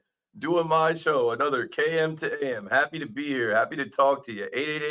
888-808-1019. Hit my line one time. We got plenty to go through the next 2 hours. The Yankees won last night. Good. So we got Yankee fans on the line. I want to get to them. But if you're just tuning in, we talked about Will Warren. We talked about Luke Weaver, David Bednar. We talked about Ben Rice behind the dish and at the plate. Him and Giancarlo Stanton playing in the field, standing in right field where we need him because we need to have Judge in the lineup and Judge trying to get right. You know, we talked about some of the situational hitting and obviously Trent Grisham being clutch, Judge coming through with a much-needed clutch knock, and then Belly starts us off, and Jazz adds another insurance run. The Bronx Bombers hit home runs. We talked about the game against the Minnesota Nice Guys, our pals. We get by with a little help from our friends. Right when you need them, what the doctor ordered. You go from playing the team that has eliminated you in the postseason in recent history like 5 times versus a team that's a doormat for you in recent history, you know? Let's get back to the phones and talk about the Yankees. Before we got to 12, I did sprinkle in a little Mets. I still have more to do on the Mets, but when I start talking about the Mets, people start feeling some type of way. I actually had a guy that I talked to this weekend. He's like, yo, the same passion. He's like, bro, that passion you have for the Yankees, you need to talk about the Mets that way. I said, how, Sway? How, Sway? I'm like, I'm not a Met fan, and that would be fake. That would be fake. I can't have that passion towards the Mets. I'm not a Met fan. That would be fake. No one would believe me at this point. And I think we have enough passionate Met fans here. When I talk about the Mets, I'm talking about the Mets with a little bit of concern. I'm talking about the Mets, and I'm looking at a team that was talking World Series. Your owner talking World Series. Your owner got to still learn. He's still going through some growing pains. He's still growing up as an owner in the game. I remember him talking about Vladdy, signing Vladdy in the preseason. All right, talking about how many. This is supposed to be, year 5 of them winning 3 World Series in a 5-year window, winning 1 World Series in a 5-year window. Then he extended it to like 2 World Series in 10. Don't do that. Don't say that. Don't say that. Baseball is unpredictable, unforgiving. Money can't buy you love. Money can't buy you love. And hell, the Yankees are seeing it, man, this whole weekend. I'm listening to the broadcast around 3 o'clock. Joe Torre's talking about Don Mattingly and how George used to give him a hard time about his hair and how George used to always bother him and be on top of him. And you know what? He knew how good Donnie was. And he wanted to keep him on his toes. He wanted to keep him on edge. I remember a couple months ago me talking about how, some of our favorite Yankees, Derek Jeter and Don Mattingly. I remember hearing the story where Donnie told Jeter, hey, don't walk out here. The boss is watching. You think these guys are on edge like that now? They're not. I'm listening to Posada talking about, hey, don't be everybody's friend. And Jorge was always with he was with the smoke. He was about that action. He said, these guys, don't be everybody's friend. Maybe you need to start a fight. Actually, don't, not an actual fight. Yeah, maybe they need to fight somebody. Maybe Judge doesn't need to be at first base laughing with Vladdy, and these guys don't need to be buddy with everybody. And oh yeah, everything is great. We're multi-million-dollar baseball players just playing a kid's game. No, because now it's getting serious. Where Willie Randolph this past weekend says nobody fears the Yankees anymore. Teams need to go. They need to go into Yankee Stadium feeling like they're going to be in a dogfight. I don't expect these guys to just magically wake up and turn all that stuff on, because it's a product of the time we're in. As I call the Yankees a participation trophy era Yankees, as I'm listening to people call BT's show yesterday and say the Yankees are soft, I'm like, I've been telling you that. I've been telling you they're soft. I've been telling you their culture is soft. I've been telling you that these guys are in a country club, laissez-faire. Like, when does it stop? When does it end? Maybe they needed to see Gator. Maybe they needed to see Paul O'Neill, David Cone, Andy Pettit, Mariano. Maybe, they needed to see Bucky Dent. Maybe they needed to see Mickey Rivers, some of these guys, and let it marinate for a day. It certainly didn't kick in on Sunday, where the only run they scored was a heads-up play for Jazz. I mean, but good for heads-up base running, a heads-up play from Jazz. Jason Alexander, who the A's cut, coming into Yankee Stadium, now all of a sudden with an Astros jersey on, he's Justin Verlander. The Yankees got to get some pride and got to get some swag and a way about themselves. I feel like Will Warren came in tonight saying, like, hey, I'm not a rookie. It's my time to take the ball. I'm not feeling so great, but so what? No time for excuses. Got to shove against these guys. Stanton is 35, playing right field again. He's got no time to waste. Stanton's going out there, hitting home runs, hitting singles, playing defense. Same thing with Ben Rice. All right, I'm behind the dish. So, okay, I'm going to catch and call a good game. I'm also going to hit. We got to win, especially these games against the Minnesota Twins. I'm not getting my hopes up, but they need to win. They need to go on a little bit of a winning streak. They need to sweep the Twins. Then they need to head to St. Louis, handle business, and we'll see how it goes. But there is no more time. That is what's so disappointing about the first game of the Astros series. I felt like they play stupid games, won stupid prizes because they scripted it that way. And I don't know how you put your heads together to script a scenario where you're relying on your least confident arm, a guy that did nothing but blow everything on the road.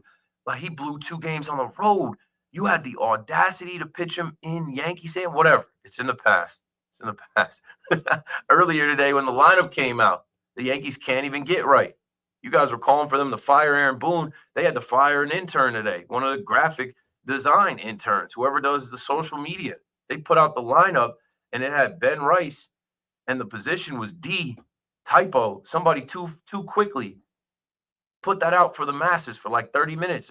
Yankees Twitter was ablaze. Oh, what's going on? What is this? What is D? What? I'm like, then the Yankees got to get right, man. They got to tighten up, and they did actually tonight on the field. And we got to hear about Garrett Cole beginning his throwing program. Good. He can't help us this year. He'll be back next year, and I do think just his presence being around certainly helps. Fernando Cruz, I talked about. Ryan Yarbrough, they begin their rehab assignments this week, so more help is on the way in that regard. So you just, you might be off the emotional roller coaster like I am, but when I hear people talk about, I'm not watching the games either. What are you talking about? I'm watching the games. Like, being off the emotional roller coaster, it doesn't mean I don't watch the Yankees play. I hate them, but I still love them at the same time. I'm still gonna watch the game. Why would I not watch a game? What if there's a no-hitter? What if there's a perfect game? What if somebody goes crazy? Like, no. Like, they're still my guys, but like, emotionally, I'm not gonna be as invested in them being a champion. Emotionally, I am just off the roller coaster because I've seen them do enough things to convince me that, like, oh, they're not trying to win like I'm trying to win. 888-808-1019. Let's talk to these Yankee fans and see how they feel about last night's game, this series, the state of the Yankees right now. Lou is in Astoria on the Fan next. Hey, Keith, thank you for taking the call. You got it. I tell you what, I'm not excited with Minnesota, but if you want to feel positive about it, it's not a problem. It's the Twins. Yeah, it's the Twins. Yeah, it's a Twins. So, But it's a win in the standings. It's still a win. Exactly. It's a win, but you know what? Correa was not even there, and Correa was going to beat us when he played with the Astros. But anyway, let me talk about Soto. Yeah. Soto, whatever you call him. Yeah. Okay? And Lindor, first of all, is not doing what he did last year. Otherwise, first of all, Soto hit got the leading homers with the Mets, okay? 28. He's the leading homer, right? And if anybody else get on like Dakota told you, it would be a different story, okay? Now, Soto... Yeah, but it's only the story that it is for now, you know. Solo shots. When Soto played with us last year, for the first time we swept our enemies, the Houston Astros, okay? And they had Alvarez, they had Tucker, they had the third baseman, and they had the guy that who went back to Minute Maid Park or whatever they call it now with a Boston Red Sox jersey on, homer tonight. Exactly. So actually, I'm not too excited about it. About the old timers game, I don't know. Evan said, "Oh, why should you have the game when only there was 10,000 fans there?" Well, it's more than that. It was kind of empty. But if you notice, when the game started, it was a full house. Yeah. So he has no reason to say that because. And he said himself he didn't really watch it. Didn't show up for the game. Yeah. Jeter didn't show up for the game. Yeah. That stopped the fans from going in, even though you're not going to believe that. Okay. I mean, I'm not talking about you, but you know what I'm saying. You always take credit for everything. Just like I love when the old timers came in and they respected the dress code. Besides Johnny Damon, who had his hair stuck inside his hat, everybody was shaved. And the reason why Jeter didn't come in is because the only thing he had is a beard. He didn't want to shave because he's bald-headed right now at a very young age.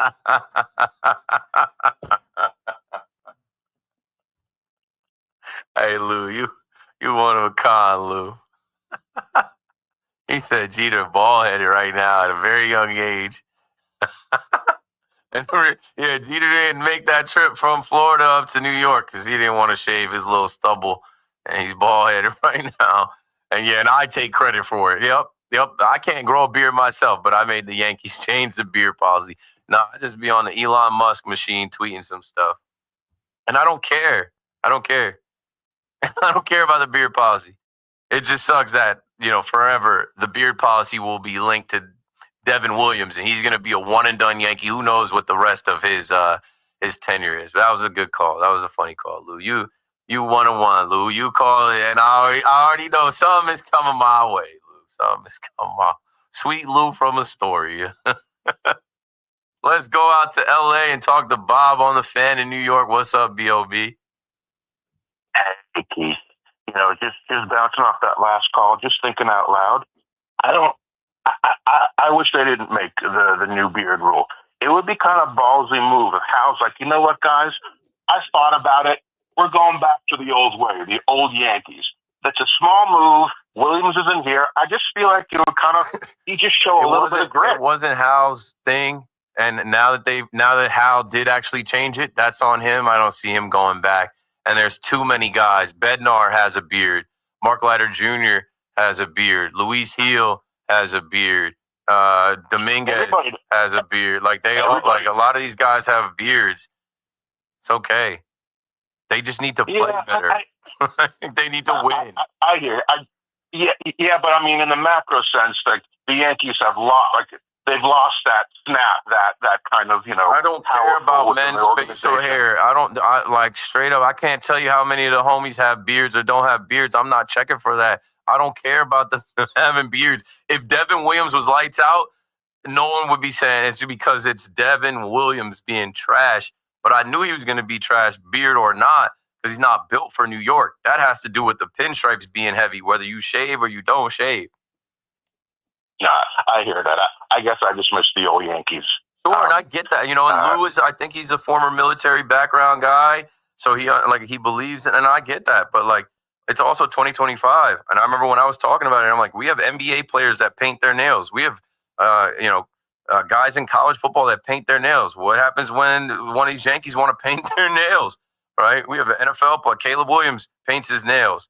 Ryan Williams from the Alabama Crimson Tide, one of the best receivers in the league, paints his nails. Like, there's going to come a time where there's a Yankee that has green hair and green nails, and if he's good enough, they're going to have to bend some rules. And I knew that they were getting close to it. They got close to it. It just sucks that Devin Williams is trash. But anyway, back to the Yankees. Anything, Bob, on the game, the team, the stats, the standings? No. I'm a week later, I think you were talking earlier, a couple callers back, about last year signing Montas at the trade deadline. And I'm always, I'm definitely far from a Cashman guy. And it just seems like that reminded me, geez, we went halfway, a quarter way last year. This year, I was already saying, we get McMahon or whatever his name is, they get Correa, we get Bednar, they get Duhan. Like, I was already moaning a little bit. I'm just curious now, a week later, if you think we should have got a bat, should have got Charlie Morton, or you're feeling like, hey, the players are there, go play. Yeah, I'm feeling like the players are there. Thanks for the call, Bob. So and this is going to segue me into something I have in my notes. But actually, I wanted to go back to what Lou said about Carlos Correa. Actually, you lost me there, Lou. Like Correa was with the Twins, and they didn't have him, but like the Astros did, and Correa homered. And I know y'all saw Correa do the, oh, no, my wife, don't take off my jersey, my wife.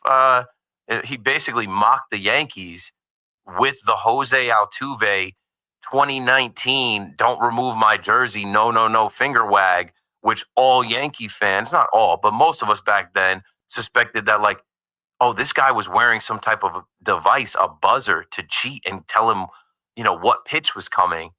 Why would he not? You just hit the home run to send your team to the World Series. Why would you care about your teammates in that moment taking your jersey off? Why would you signal that? Carlos Correa is in the building mocking. Like that doesn't get y'all mad? But I guess when you think about it, who was on that team? Judge? Judge doesn't get mad at anything. Who was on that? Who's on the Yankees that was on that 2019 team that would even get that? Stanton? Stan can't really do anything. He's a risk if he can't. He can't. I mean, what am I saying? Stan went first to third tonight. Stan is running down fly ball. Stan is a new man. He got some new legs. But I don't know. Me as a fan, when I hear Posada talking about don't be everybody's friend, you need to get angry. Correa, and I guess it was the ninth inning, and they were on the way out of there anyway. Correa hitting that home run and then coming around third doing the Altuve jersey finger wag. I didn't like that. I would have had to go see about that. I would have had to check him for that. I would have had to say something to him. But whatever. Bob asked about the trade deadline. Well, since you put Devin Williams out there, we ended up losing Ahmed Rosario. Austin Slater was grand opening, grand closing. As soon as you put him in the middle of the order, gave him the start, he pulled a hammy going to first. So you're down 2 bats that you went to get at the deadline, specifically guys that could hit lefties.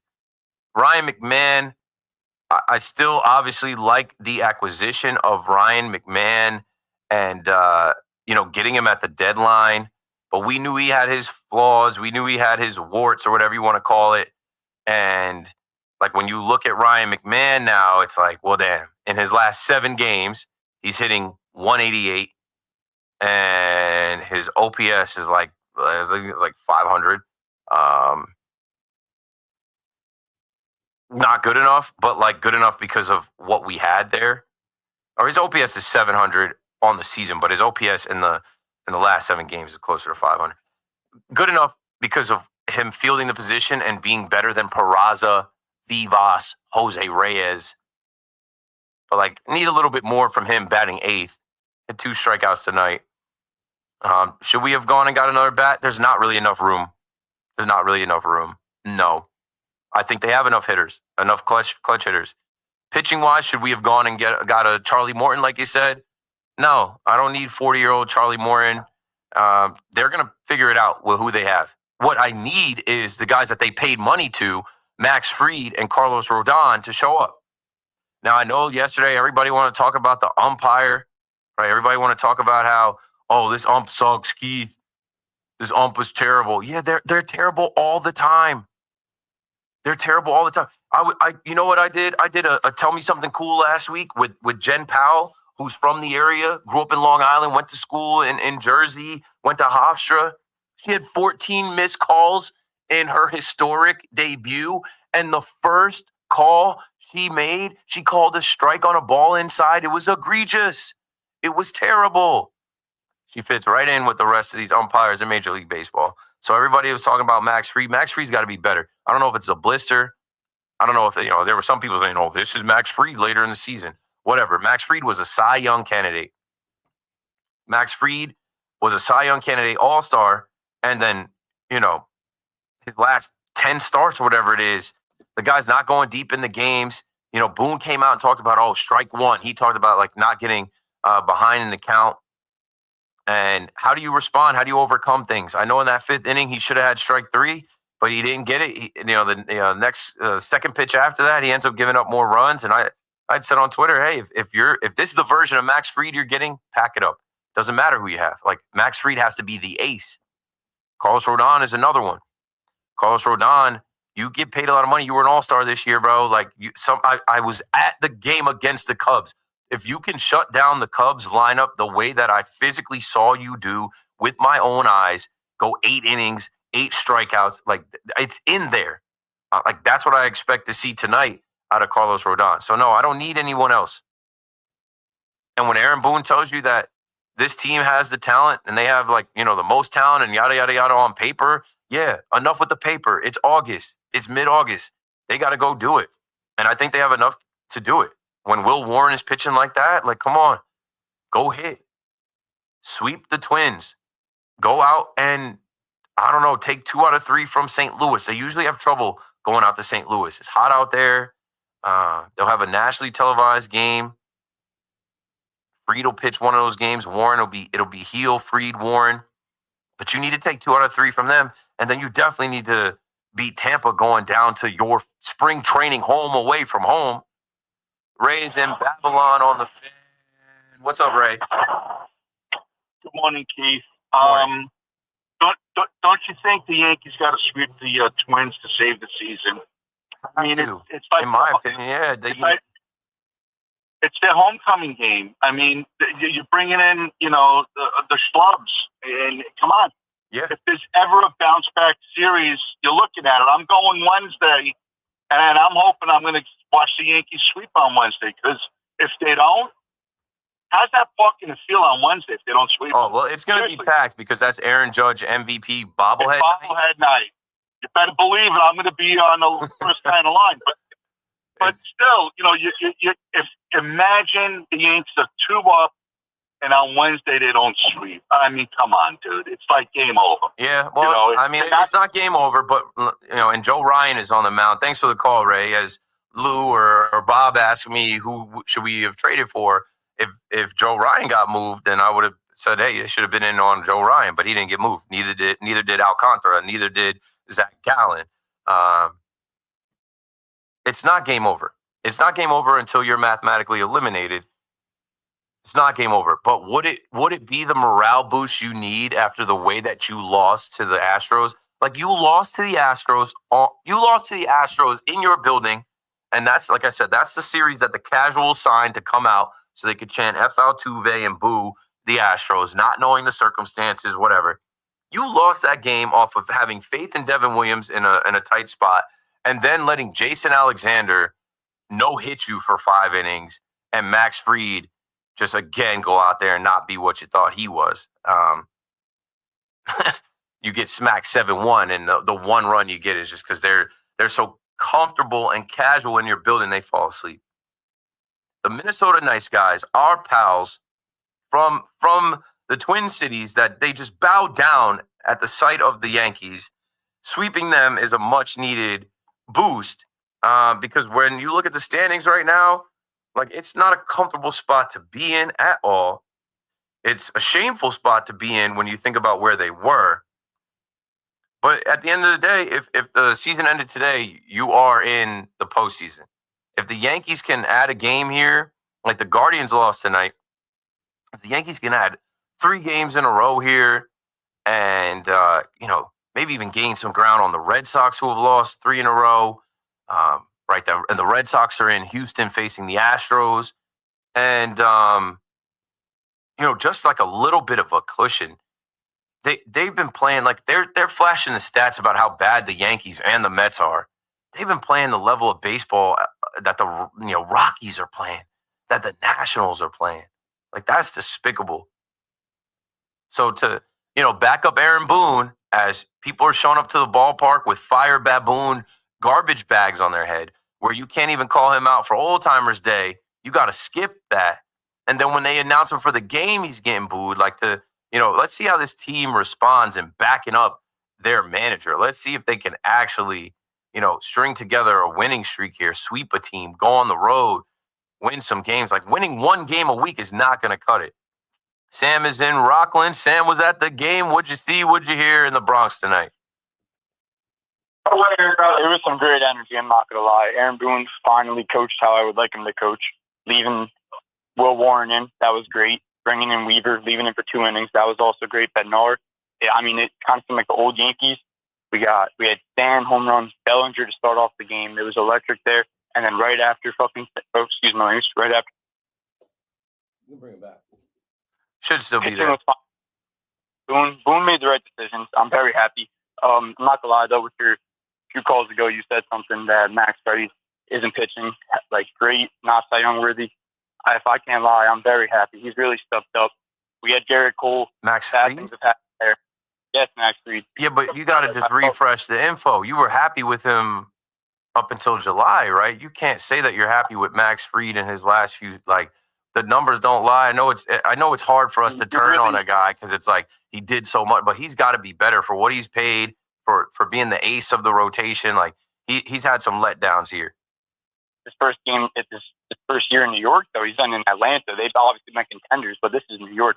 Honestly, yeah, you're right, Sam. Thanks for the call. That's soft. That's what I'm talking about. Soft. Like, I said something about Max Fried, and I'm not yelling at you, Sam. I'm just yelling because this is what we've gotten used to. Oh, Max Fried's been great. What are you talking about? This is not cutting it. It's not good enough. Did you enjoy watching Max Fried pitch yesterday and getting curb stomped by the Astros again? Am I missing some? Like, it is okay to say that these guys haven't been good. We have to hit refresh at the top of the browser. Max Fried was an all-star. Max Fried was being talked about as a Cy Young. Yeah, Max Fried was great for us out in Detroit when we needed a stopper. He had some good moments, but as of lately, like, it's something we got to do. I think that's part of the job, right? I think that's part of the job. Because, like, men lie, women lie, numbers do not. Max Fried is paid a lot of money. He's got the most money ever to a left-handed starter, right? Max Fried, in his last 7 starts, he's 2-3 with a 6 ERA. Opponents have a 273 batting average against him. Max Fried, in his in his last 7 games, bro, what are we talking about? 41 hits, 24 earned runs, 15 walks. Am I watching something different?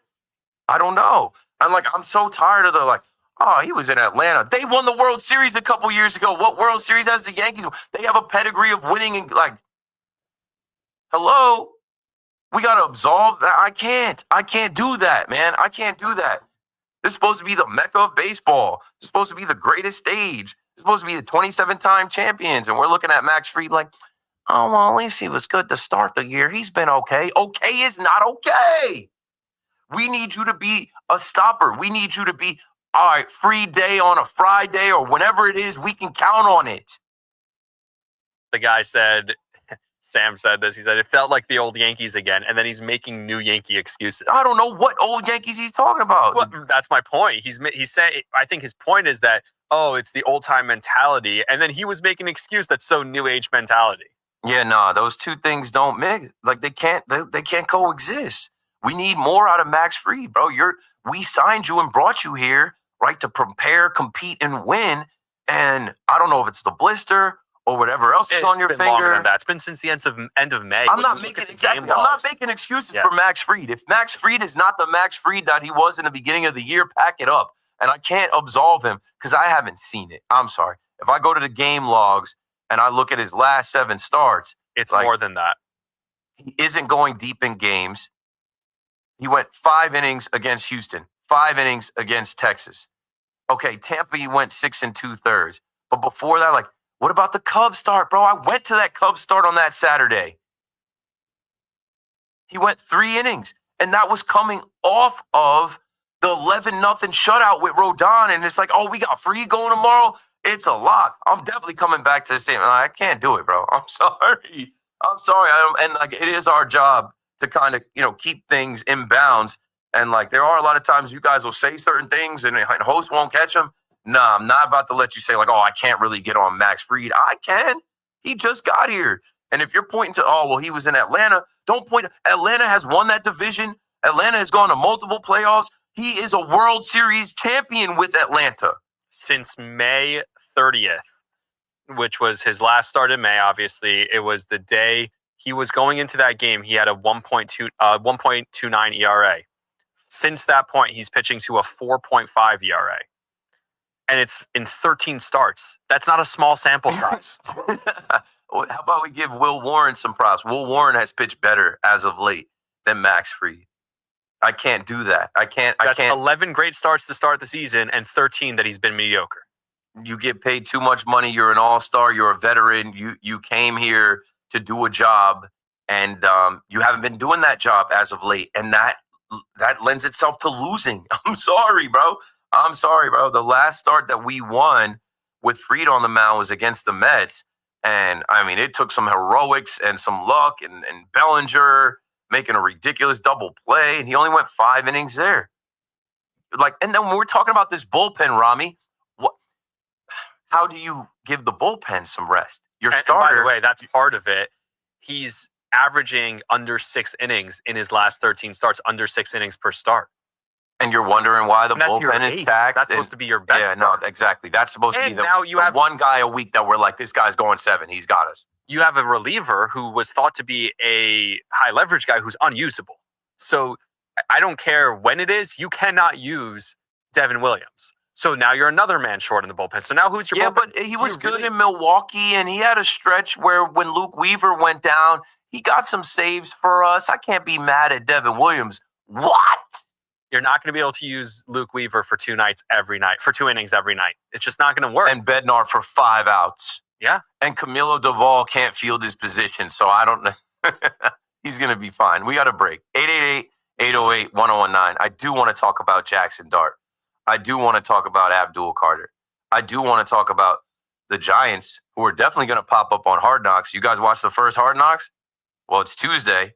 Hard Knocks will be on tonight. They're going to have the Giants on it because Shane and Dable, where did the Giants get those guys from? From Buffalo. There's got to be some type of narrative like that. Dun, dun, dun.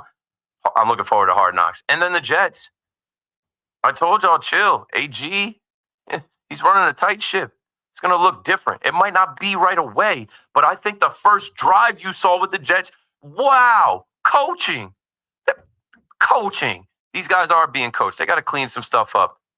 But I told you also with Justin Fields, he can't throw. He's going to throw his little underneath routes. He's going to get the ball out quick. And when there's nothing there, boop, boop, he's gone. The most electric quarterback that you've seen under center for the Jets, a guy that can just run and make a play. A guy that when there's nothing there, he can still go get a first down touchdown. That's going to be fun to watch. We actually have some promise. And I know it's preseason football, Keith. It doesn't matter. No, it does matter for these Jets and Giants fans. Because think about the converse. If they went out there and sucked, you'd be like, oh, man, this is the same. They didn't. They actually did a lot of impressive things that are different from last year, which gives you hope for this upcoming season. We'll talk football in a little bit as well. Keith McPherson on the Fan, 888-808-1019. Cam to Am returns right after this. New York sports is more than a game. It's a lifestyle. WFAN is the only place where Yankees, Mets,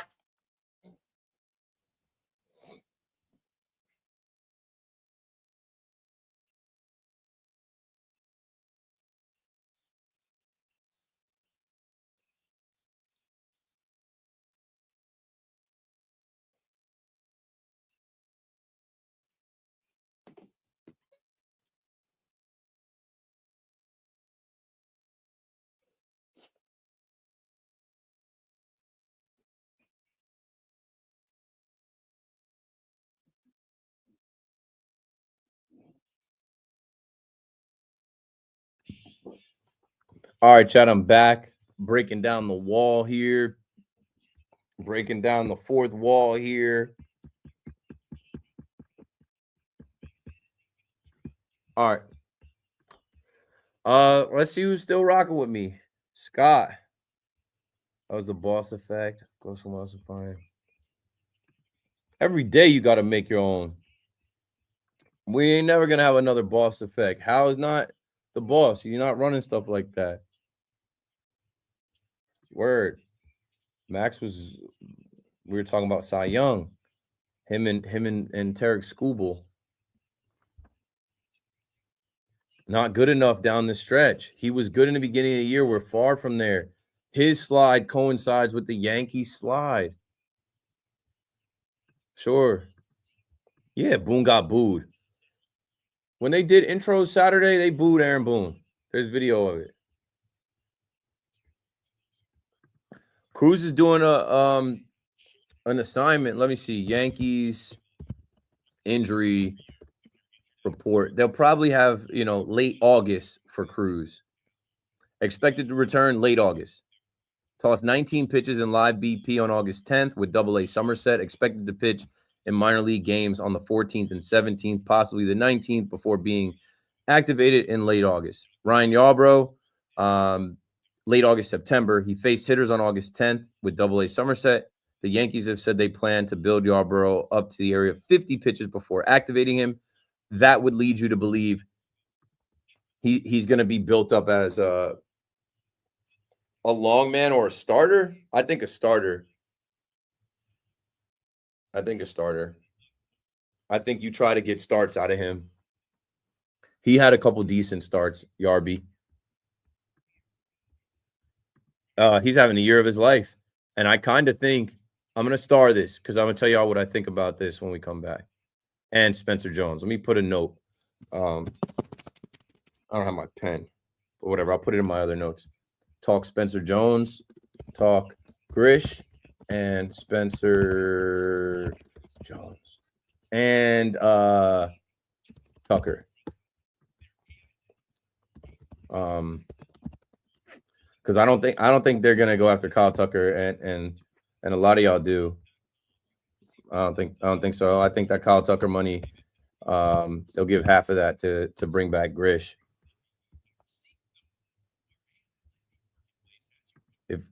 He'll look good Saturday. And Schlittler, move him to the pen to have a flamethrower coming out in late innings.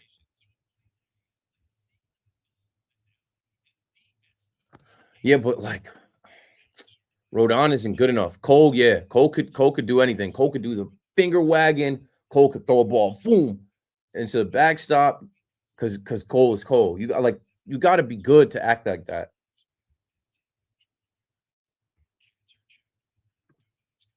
They're my guys too. That's the thing I said. I'm off the emotional roller coaster as far as being invested. Because like I said, when they do stupid stuff like they did on Friday, that just shows me.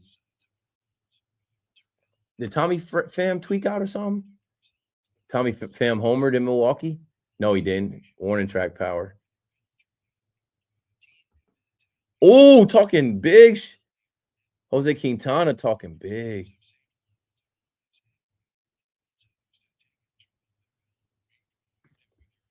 I'm watching quick pitch highlights. And it got hot in here.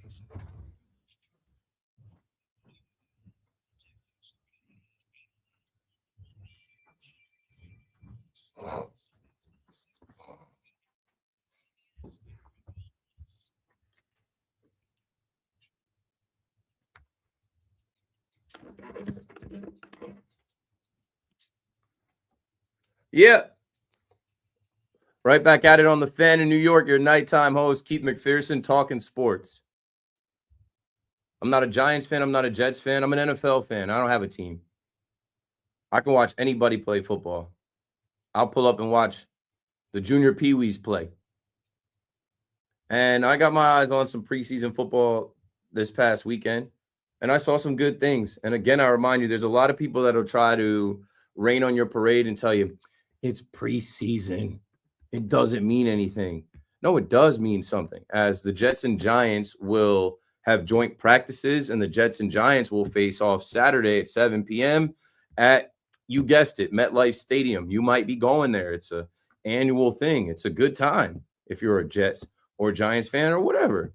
You don't have to be a fan of either team to go watch the NFL. See, the NFL is king.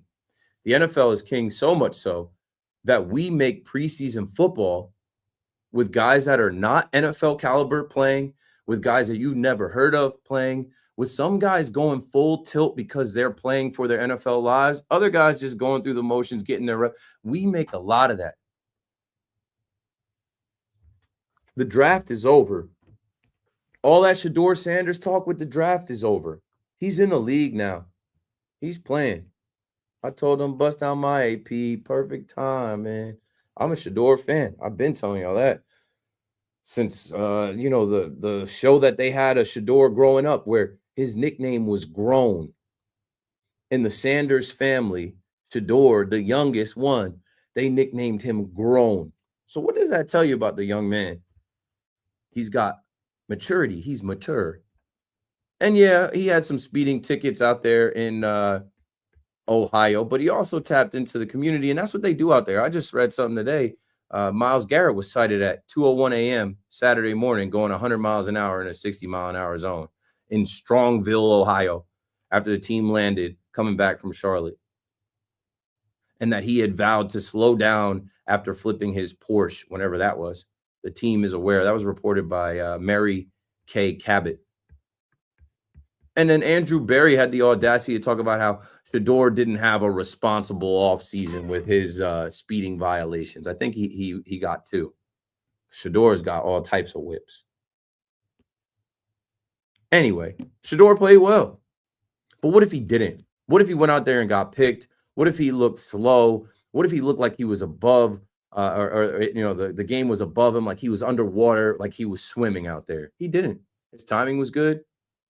Couple touchdowns, celebrations, and you know how much they made about his entrance, which was stupid because I follow Bucky, who Dion ranks as his #1 kid. Bucky, who stopped pursuing his football career to build his YouTube channel and his media. It's called Well Off Forever Media because they're all well off. They're all rich, the Sanders.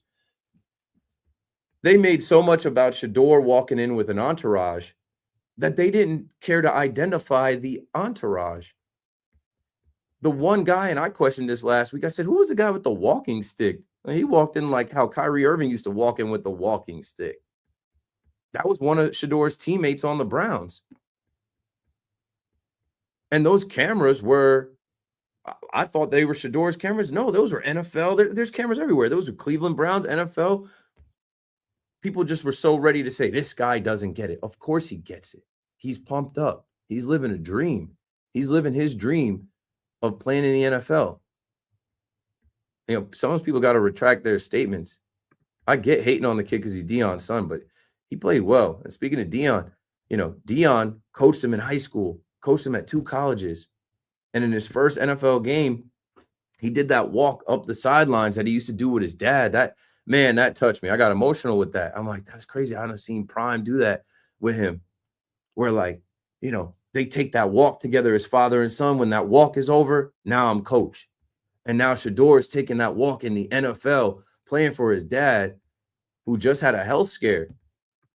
This story is just starting. Those NFL script writers, they are too damn good. This story is just starting because they really don't have any quarterbacks out there in Cleveland. They don't. And shout out to the homie, Kenny Pickett. Go Big Red. Ocean Township, Shore Conference all day. I'm rooting for you, my boy. But you're hurt every year. You got the hammy right now that doesn't help your status. Dylan Gabriel, get him up out of here. Dylan Gabriel doesn't stand a chance. And Joe Flacco is 1 hit away from his career ending. So there's a chance you might see Shedeur. If you're paying attention to the NFL like I pay attention, they had him mic'd up. He was talking to Myles Garrett.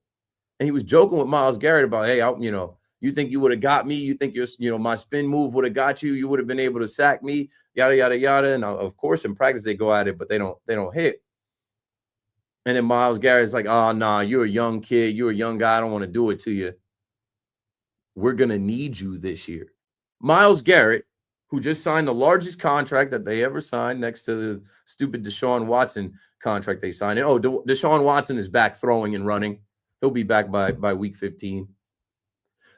Myles Garrett, the best player on the team, mic'd up with Shedeur Sanders, told Shedeur Sanders, we're going to need you this year. And that would be the plot twist, because the owner don't want him. He made that pretty, obvious and vocal that Andrew Berry made the pick, but like, you wait for it. Shedeur is fourth on the depth chart, but he's number one with the fans. There was a lot of people wearing those 12 jerseys. He's got the number one selling jersey. And I read somewhere that he already made $14 million off of the jersey sales.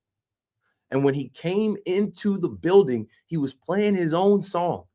And all that I could make out from the lyrics of the song was, she think I'm dumb, but I'm just dumb rich. That kid is dumb rich. After his first preseason game in the NFL, he's just counting money while people are hating on him. And when you step inside those lines, they can hate all they want. You control that. 888-808-1019. It's got nothing to do with Jackson Dart. Nothing to do with Jackson Dart, but they're going to pair them forever. Whether it's Josina Anderson or whoever it was, it has nothing to do with Jackson Dart. I know that Shedeur, you saw some cleats with the New York Giants logo on them that he never physically wore. You can't find me one picture or video with them on his feet. Those same cleats he has in Browns colors now. Those same cleats, his pops told us, we got them in Raiders colors. We got them in the Titans colors. We got them in every NFL team color. I saw Josh Allen wearing those same cleats. They got them in Bills colors. Now, speaking of the Bills, Jackson Dart came out there against the Bills. And I don't know if you guys are really paying attention. I don't know if you're really watching. That kid was not fazed. And as I talk about Shedeur Sanders swimming, Jackson Dart, it really won't be long. First off, he shouldn't be wearing number 6. Deonte Banks, give up that number 2 before we really get going. Give him the jersey, bro. Deonte Banks, you can wear 6. Give Jackson Dart the number 2 jersey. Enough already. It's like the Giants actually have a kid that can read a defense, audible play. If you didn't see Chase Daniel breaking down the throw that he had to Lil Jordan Humphrey down the sideline, I saw it live, and I'm like, wow, dime. And like, he took a hit on top of delivering an absolute dime for his first NFL touchdown. I'm like, that's what you want to see. That's what you want to see out of the rookie quarterback you traded back into the first round to get. And it's not about Shedeur Sanders. Just because Shedeur Sanders, Mel Kiper had him ranked wherever, and people thought he'd be the second quarterback taken, and there was all this talk about the Giants, whatever. No, the Giants did their due diligence. They found the kid that they liked. They found the kid that they wanted. And so far, very good. Mark my words. I'm not making a prediction on how much the Giants are going to win. How many games? I don't know what you guys think Russell Wilson is at this point in his career. He lost 5 games in a row with the Steelers where they had nothing with him. The Giants don't have a contract that's set up where they have to stay with him. Jameis Winston is here, I think, in the event that Russ gets hurt. What I saw out of Jackson Dart, and he's going to keep developing, evolving, and I'm sure this year is supposed to be a redshirt year for him. He brings a dynamic to the game of being able to run the football that Russ doesn't have anymore and Jameis never had. Now, they got to teach the kid how to slide. That was the first thing. I remember tweeting that out, and people were, I'm like, Dart, my boy, you got to get down. That's the only thing Shedeur did better than Dart was slide in the game. That was the only thing he did better than him, not take a hit. Jackson Dart was about a foot away from helmet-to-helmet contact. They're going to try and take your head off, bro. I watched the Gruden quarterback camp with you. He told you to stop that. You got to stop that. You are the future for the New York Giants. You can't. And I know you want to be tough. And there was some audio about like, oh, yeah, he joked. He's like, I think Dabo liked it. No, I saw Kafka yelling at your ass. They might need you this year. And mark my words, Jackson Dart's going to start one of these games for the Giants. He's going to start one of these games because he is what Dabo likes in a quarterback, not Daniel Jones. And damn, did you Giants fans slander the hell out of Daniel Jones. All on Twitter, all the celebrations of Giants football being back. No Daniel Jones. I didn't know you hated him so much. I didn't know you hate every meme. So much of a celebration. No Danny Dimes. The post Daniel Jones era. The future is here with Jackson Dart. Get that number 6 jersey off him. Give him number 2. Man, I liked what I saw. I like what I saw from the Jets too, as we got to give them some love here. Talking about AG. The penalties, the 10 penalties, almost 100 yards, you got to clean that up. But it's the first game out the gate with a new everything. A new everything. Complete team makeover. They'll clean it up because AG, he's going to have a fit about it to the point where nobody's going to want to be that guy, get on his bad side. And there are different kind of penalties. There are penalties as, use your head, but there's also penalties that are going to come from practicing and just getting timing down and formations and false starts and stuff like that. But the Jets, a win is a win, and that's first win as head coach and a team win. And there was a lot of little things. Now all of a sudden, Sauce Gardner want to tackle some people, even in the preseason. Yeah, he's paid now. And you know what? I thought as well, I used to root for Jerry Jones Ball Club. And Jerry Jones has this whole method of like clicks and attention. And Jerry Jones about to have, his whole history of when the Cowboys were good on Netflix. But his logic is not to pay his players and to always have a distraction, whether it's Zeku, right? Ezekiel Elliott is in Cabo while the team is getting ready to go. That didn't work out for you. He did it with Emmitt Smith back in the year. He did it with Dak too many times.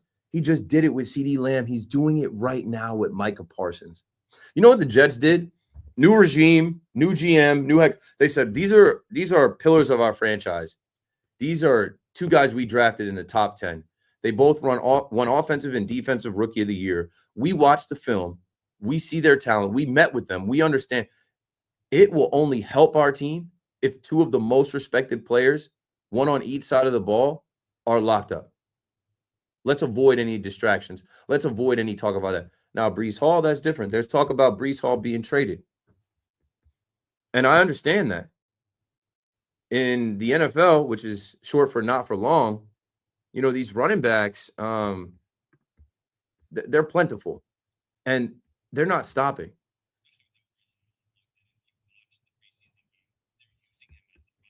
Rami's a Jet fan. He's picking up what I'm putting down. Braylon Allen was not utilized in his rookie year the proper way. How many short yardage goal line situations are you like, yo, you got a big ass back? Bro, he put somebody out that tried to tackle him. He injured a defensive player. The defensive player is supposed to be the ones laying the boom. Listen, last year, Breece Hall did not have enough yards after contact. He wasn't physical enough. I know coming back from the injury, whatever, you have him. You have Isaiah Davis.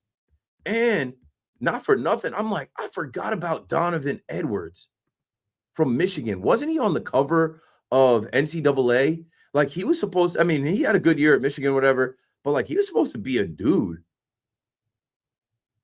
He had 10 touches for 63 yards. He had a 73-yard touchdown. Like they have a good little running back room.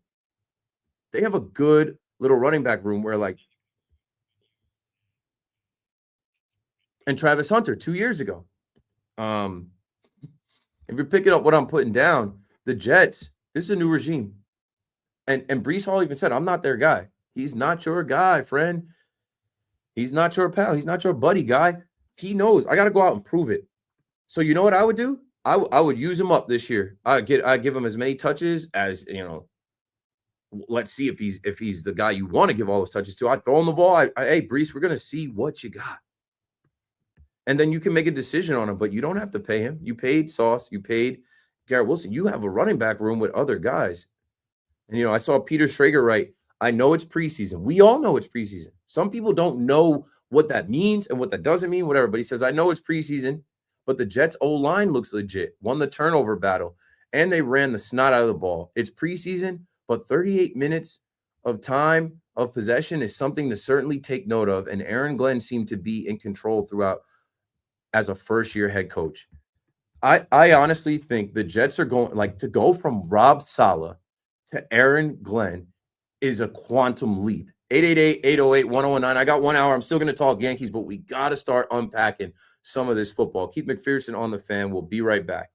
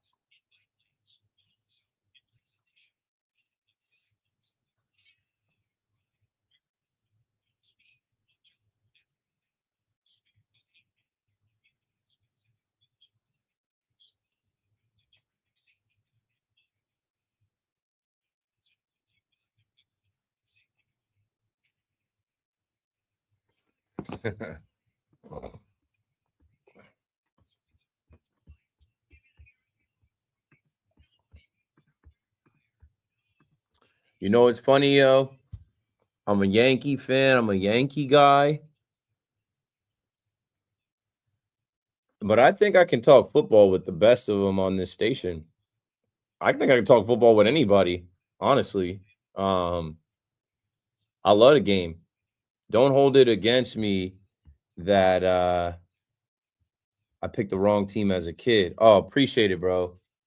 Especially as, like, you know, I said that Thursday, the KM to AM we do on Thursday will be streaming on the WFAN YouTube. The chat experience for everybody on YouTube is going to be way different because the WFAN YouTube channel has 78,000 subscribers. So go subscribe now because that is when the audio is going to be so much better.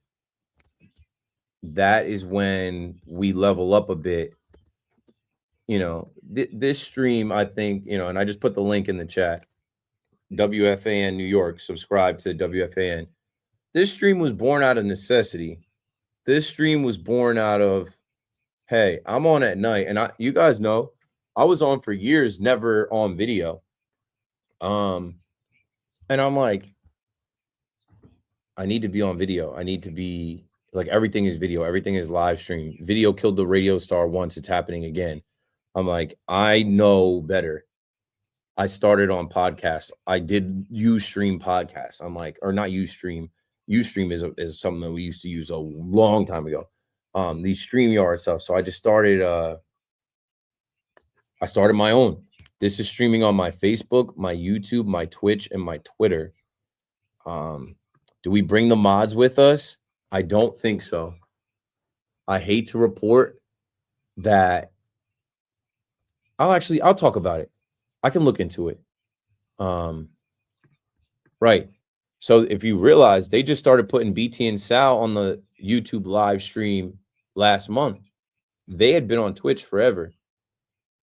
Today I jumped in the chat. I said this stream on YouTube is 13 times the size of the chat on Twitch. There was something like, 700, 800 people in the BT and Sal YouTube chat during the day. What I find during the day, people are in school, people are in work or whatever, but at night, most people are home.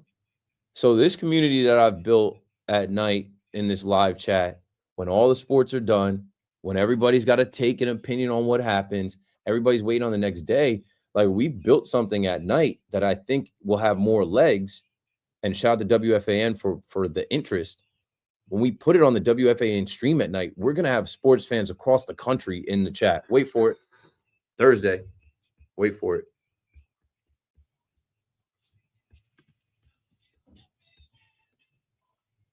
Good morning at 1 o'clock. I'm Justin Rock. This report is brought to you by Primo Brands, the official water sponsor of MLB, Major League Baseball trademarks used with permission. The Yankees entered Monday with just 3 wins in their last 10, able to right this ship with a 6-2 win over the Twins at the stadium. Ben Rice, one of 4 Yankees to club solo home runs in the win. He's hitting .294 and .888 OPS in his last 11. Aaron Boone on Yes postgame recognizing the growing confidence.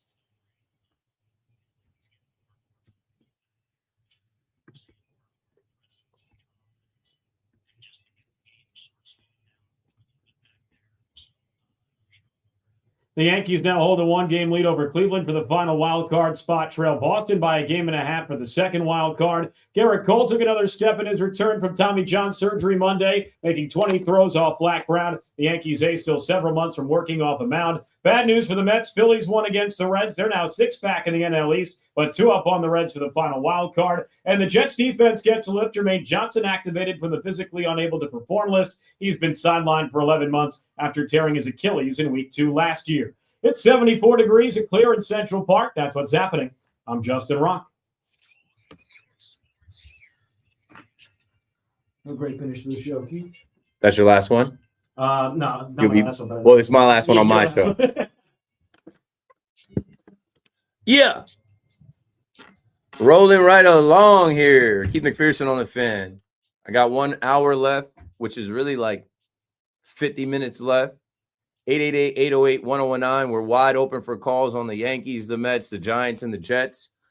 I'll let you guys talk after I clear a couple things from my live chat and a couple alerts. This live chat will shift to WFAN's YouTube channel. So if you're not subscribed to WFAN's YouTube channel, you should do so now. We're at 78,000. I guarantee you we'll hit 80 and then we'll hit 100K.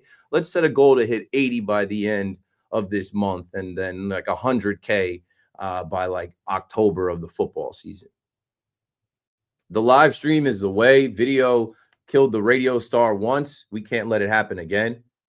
So if some of you are at home and you want to watch and you want to see inside the station, you want to see my face for radio, that, it's available right now on my little channels, but that is going to, get called up to the show on Thursday. Also, tomorrow, Wednesday, I'll be called up for my first ever appearance on Boomer and Geo. I'll be filling in. Oh, are you producing that day? Well, you've done it before, so I'll be leaning on you and Big Mac. But it's not. Yeah, it's the same thing we do just on TV for a national audience. And the thing that's going to trip me out is I'm never awake during those hours. I don't ever get to hear the show. Today I was up and I watched Willie Colon and Big Mac do their thing just so I could kind of get a feel for how it goes. And I'm not worried about it at all. I'm excited for it. I think it's a great opportunity for myself, obviously, television and a different audience. But I just think it's good for the station to show like, yo, at night we have these 2 guys and some of you may not be aware of them. Some of you might be very aware of them, but like just because these guys do the night doesn't mean that they can't rock the morning. It doesn't mean that they're like low rank or like, no, I think Big Mac and I are official at night. And I think when you see us on the morning show, if, obviously you guys listening right now, obviously agree, a full rack of calls. I listen to Big Mac's show every night. He always has calls. But I'm excited for the opportunity to do Boomer and Geo for the first time as those guys are out at Pebble Beach. All right, let's take some calls.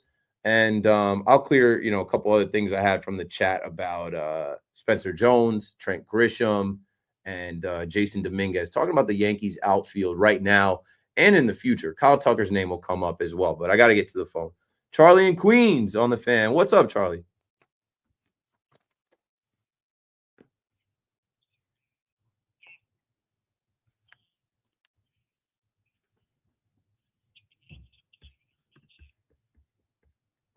I would hope that they are now. I would hope that last night, the first game of this Minnesota game, that they scored early, they pitched well, they did add some insurance runs when needed. I would hope that the urgency is there now. I think Boone is managing with some urgency. He could have went to Yeri De Los Santos instead. He brought his closer in the game to pitch him, and they don't have any time to waste. They got to have urgency every game, every series, the rest of the way.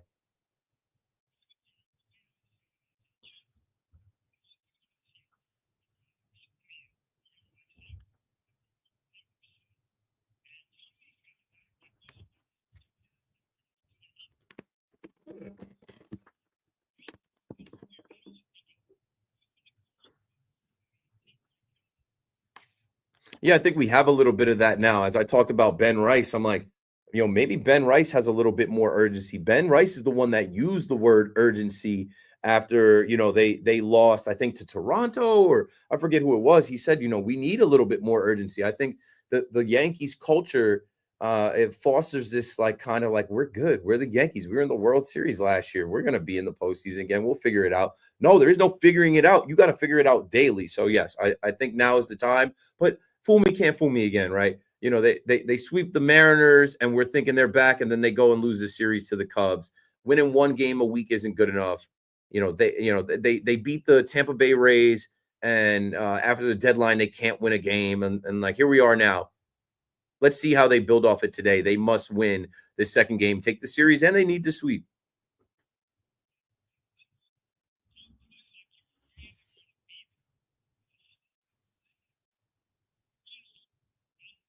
Yeah, they got to clean it up. Stop being asleep at the wheel. We've seen that all season. There is no time to sleep. You got to be wide awake if they think that they're making the postseason, and don't let it come down to other teams. Like, control your own destiny. Boone always talks about it's right in front of us. We hold the pen.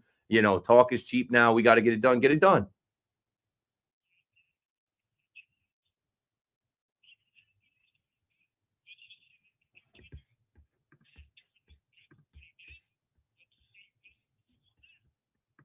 Yeah, little by little. Thanks for the call, Charlie. I did not mention that man, 5'1", Abdul Carter. Listen, like, I try to tell y'all, and I don't know. I know a lot of people don't watch college football. Abdul Carter has been like that at Penn State. As I talk about Jerry Jones' club, Micah Parsons just came out and said, like, Abdul Carter could be better than him. He could be the best to come. Like, Penn State is known for the LeVar Arringtons. They're known for players that have come out of there. And Abdul Carter was like that as a freshman in Happy Valley. If they can keep him healthy, he has a rare mixture of like speed, quickness, elusiveness, strength, and like, okay, shout out to my guy, Mr. Snowman, Deion Dawkins from Rahway. Deion Dawkins, who went to Temple. Deion Dawkins, who might have grown up a Giants fan, maybe a Jets fan, from Rahway, New Jersey. Now, this is when I talk about preseason football. Mr. Snowman, maybe for the couple plays that he had in this game at home, he wasn't going to turn it up too much, wasn't going to do anything too crazy. And it was his first time seeing Abdul Carter. But I think Abdul Carter going up against Deion Dawkins, a Pro Bowl offensive lineman on like that protects Josh Allen, like just as a little bit of a litmus test, think of the converse. If Dawkins was pancaking him, if Dawkins was lifting him off his feet, then we'd be like, oh man, he's not ready. You got some good looks at him. Go look at Baldy stuff. Brian Baldinger. Go look at Baldy breaking down the Giants. These guys aren't going to lie to you when they see the film. Now, I will defend the Snowman and say, hey, maybe he wasn't going full tilt because he knows, hey, it's just a series. And, usually it's a long Sunday of battles, a lot of plays going back and forth. But Abdul Carter, you don't got to worry about whether you made the right pick with him. You don't got to worry about whether he's going to be a bust. You don't got to worry about if he's going to perform. It's a lock. If he's healthy, he's going to wreak havoc. If he's healthy, he's going to be in the backfield. If he's healthy, they're talking about he's already better. They think he's better than Brian Burns, who you traded for and gave $150 million. Dave is in Rockland County on the fan. What's up, Dave?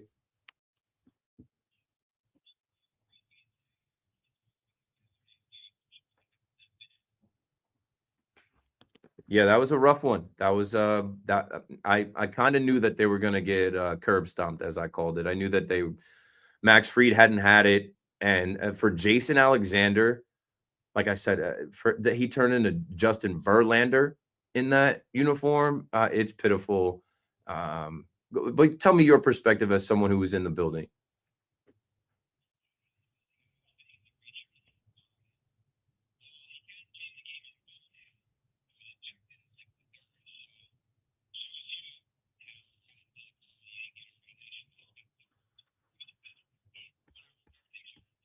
Brad Ausmus. Yep.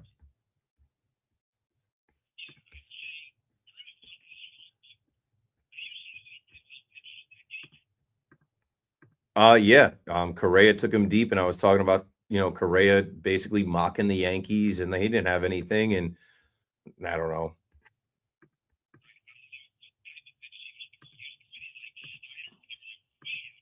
Non-competitive and just like it wasn't like he was putting the game in a situation where, we were going to win the game. He was kind of put in as like a hope to hold it. And then I think Correa hitting that home run was a dagger.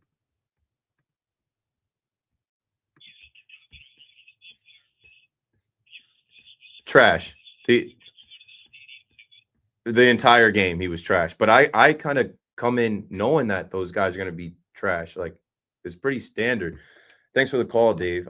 Actually, funny story. As the game is going on, my boy Mike texts me. Mike is from Chicago, and he's like, "Bro, that ump that tossed Boone, that was my teammate in college." I said, "Oh, really? Tell me more." Buddy had a terrible day. He goes, "Yeah, he's a nice dude, diehard Sox fan, the White Sox, South Side, Chicago. Follow me. You could probably, I don't think you could figure it out. I've been on campus where they played. It's a small school. It's a little bit south of Chicago." He says he's a nice dude, diehard Sox fan. He was an outfielder that played behind me, but he's definitely a ball knower. Personally, I won't read the personally off the record. Yeah, I'm just because I screenshot his text. I screenshot his text and put it in my note, so I'm not gonna go there. But yeah, I'm not gonna put my boy Mike all the way out there. Definitely anyone. There's a lot of conversations that you have once you get on the radio that people say off the record. I'll leave that off the record, but he goes on to say he hasn't had a great year, and then he sends me a link. Umpire immediately ejects Cubs infielder Nico Horner after a calm complaint, a breakdown. So I guess John Boy already did a breakdown, and this guy's, he like if you even say anything, he's not playing. He's ejecting you, and then I think it makes it even better that this is the Cubs that this ejection came from, and he's a Sox fan. Either way, Aaron Boone didn't really get an opportunity to say. I think he said, I don't know what he said. It didn't matter. It was nonsense, man. It was nonsense. But that is what you can come to expect with these umpires. They have a God complex. They can never be wrong. And you got to overcome it. You just got to consistently overcome it with old blue. So Max Fried was not able to. We know. Should have been strike three, should have been out of the inning. But then it got worse, and then that was the end of his day. Let's go to King George in the Bronx. What's up, King?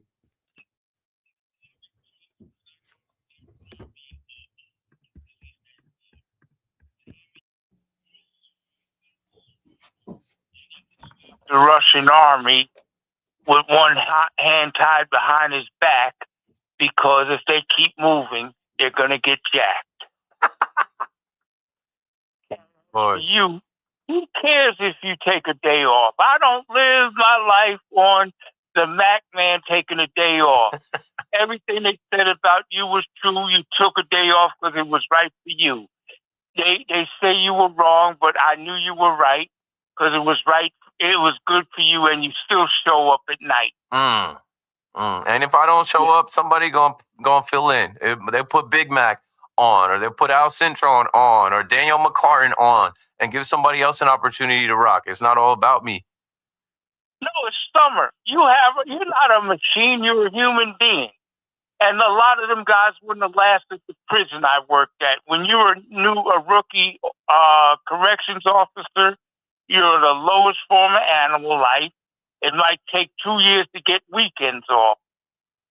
So, hey, you did right what was right for you. So forget them. Yeah, and I'll be here. And I know it really wasn't even about me. I feel like I said, I was defending BT and Sal as well as the morning show guys.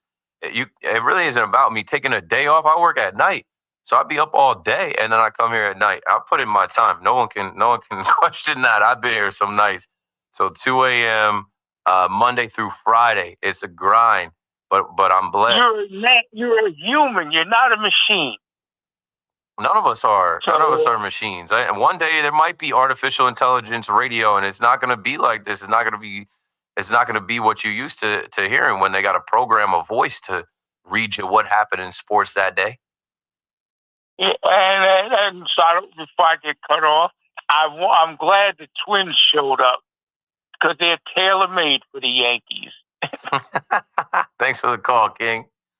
Yeah, just what the doctor ordered. Now, here's something I was getting at, right? We're watching the Twins series. I already talked about Ahmed Rosario being on the IL with the shoulder. He ran into the wall. Ouch. Like, everybody knows about how hard that, like, the Yankees added that screen, and it's, like, talked about how hard that screen is. Like, you got to be aware of that, but he's new here. Austin Slater, gone. So 2 options in right field. I don't want Caballero playing right field again. I'm scarred from Marlins Park. He ran past the ball in right field. He's an infielder. Keep him in the infield. So then that leaves us with Giancarlo Stanton in right field. He's only going to play right field, specifically in Yankee Stadium. Trent Grisham only plays center field. Did you watch Jason Dominguez in left field? I know it's sunny out there. It's sunny for everybody. Get him some better shades. And it ain't about the sun. Watch his feet. Watch his reads. Watch his brakes. He's got to put on the brakes. He's on skates. The Martian's still in outer space. I don't feel comfortable with Jason Dominguez in left field. And I didn't feel that way in March and February, but y'all told me, hey, it's the best thing. The Yankees are doing what they got to do. Okay, yeah. Then we get to May, and y'all tell me, oh, Keith, it's too early to quit on Devin Williams. All right, well, I'm done. I'm done with people telling me. You think what you want to think. I'll think what I want to think. Jason Dominguez is a liability. I know he's a kid, he's developing, but are we trying to win? We're trying to win, right? It's not about just one guy. Just like Devin Williams is a liability. It's not just about one guy. It's about all of us. The team, the fan base is about all of us. So it got me thinking about Spencer Jones, who just hit his 30th home run. Spencer Jones, who was banging loudly on the door. Spencer Jones can field. Center field, left field. You're down 2 outfielders. You're down 3 outfielders. How could I forget about the MVP? Aaron Judge can't play right field. Where the Yankees have this conundrum of how do we have our 2, highest paid position players in the lineup? Well, we got to put Stan out there and risk him being hurt where he could be hurt now. And it's close enough to October where if he pulls something that he could be out months, it could end his season. It's just a risk that we got to take, Yankee fans. And Judge started his throwing program, but how long is it going to take until Judge can actually get the ball in the right field corner and fire it to second base? Jason Dominguez does not, to me, have some right over Spencer Jones. Why can't, once we get to now, it's August 12th, August 15th, and if you're thinking about Spencer Jones smoking his rookie eligibility, that won't be a thing later in the week. If you want to energize the team and the fan base, call Spencer Jones up a little early. It took you a while to call up Dominguez last year, and I get it now. We didn't know. All we saw was the home runs, and we saw the kid play center field, and we're like, of course he could be better than Verdugo. Hell no. Some of those balls that hit the warning track, Verdugo was tracking them down last year.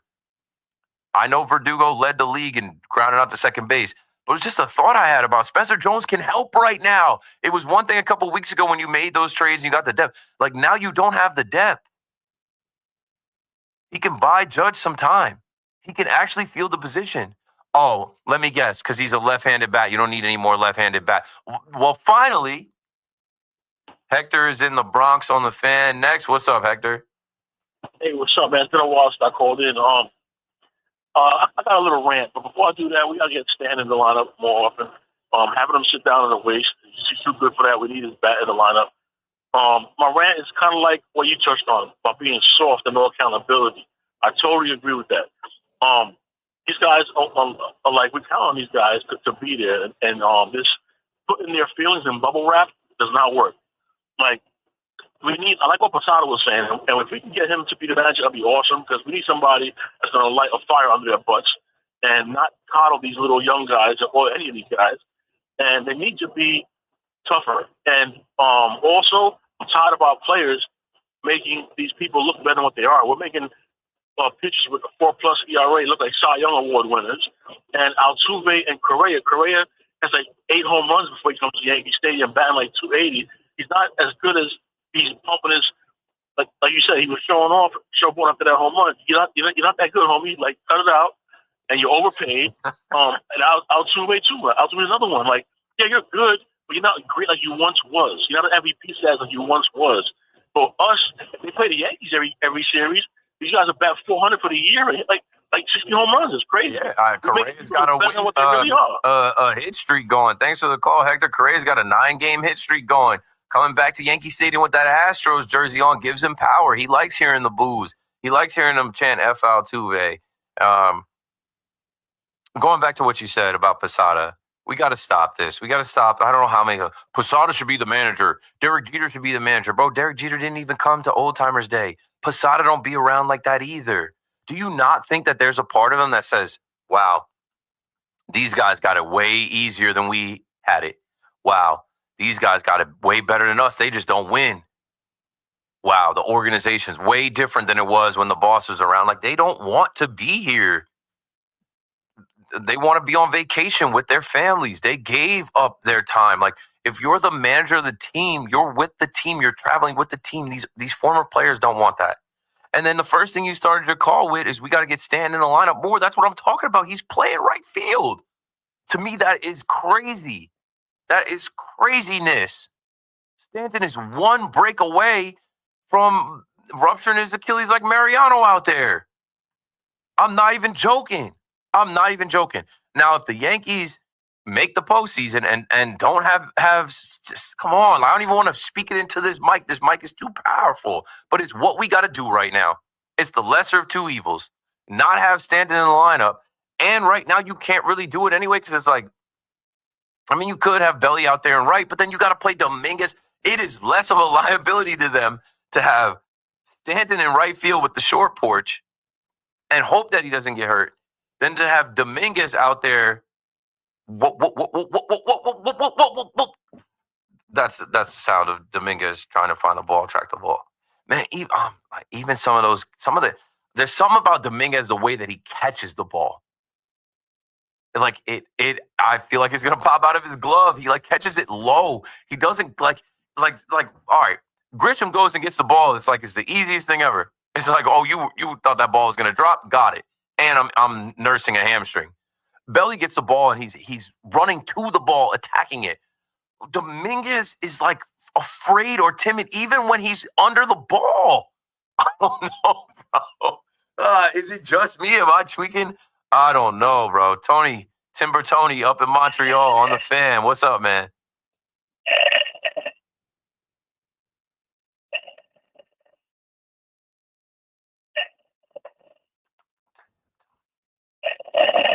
Tony, we're going to have to clip this. We put Tony in.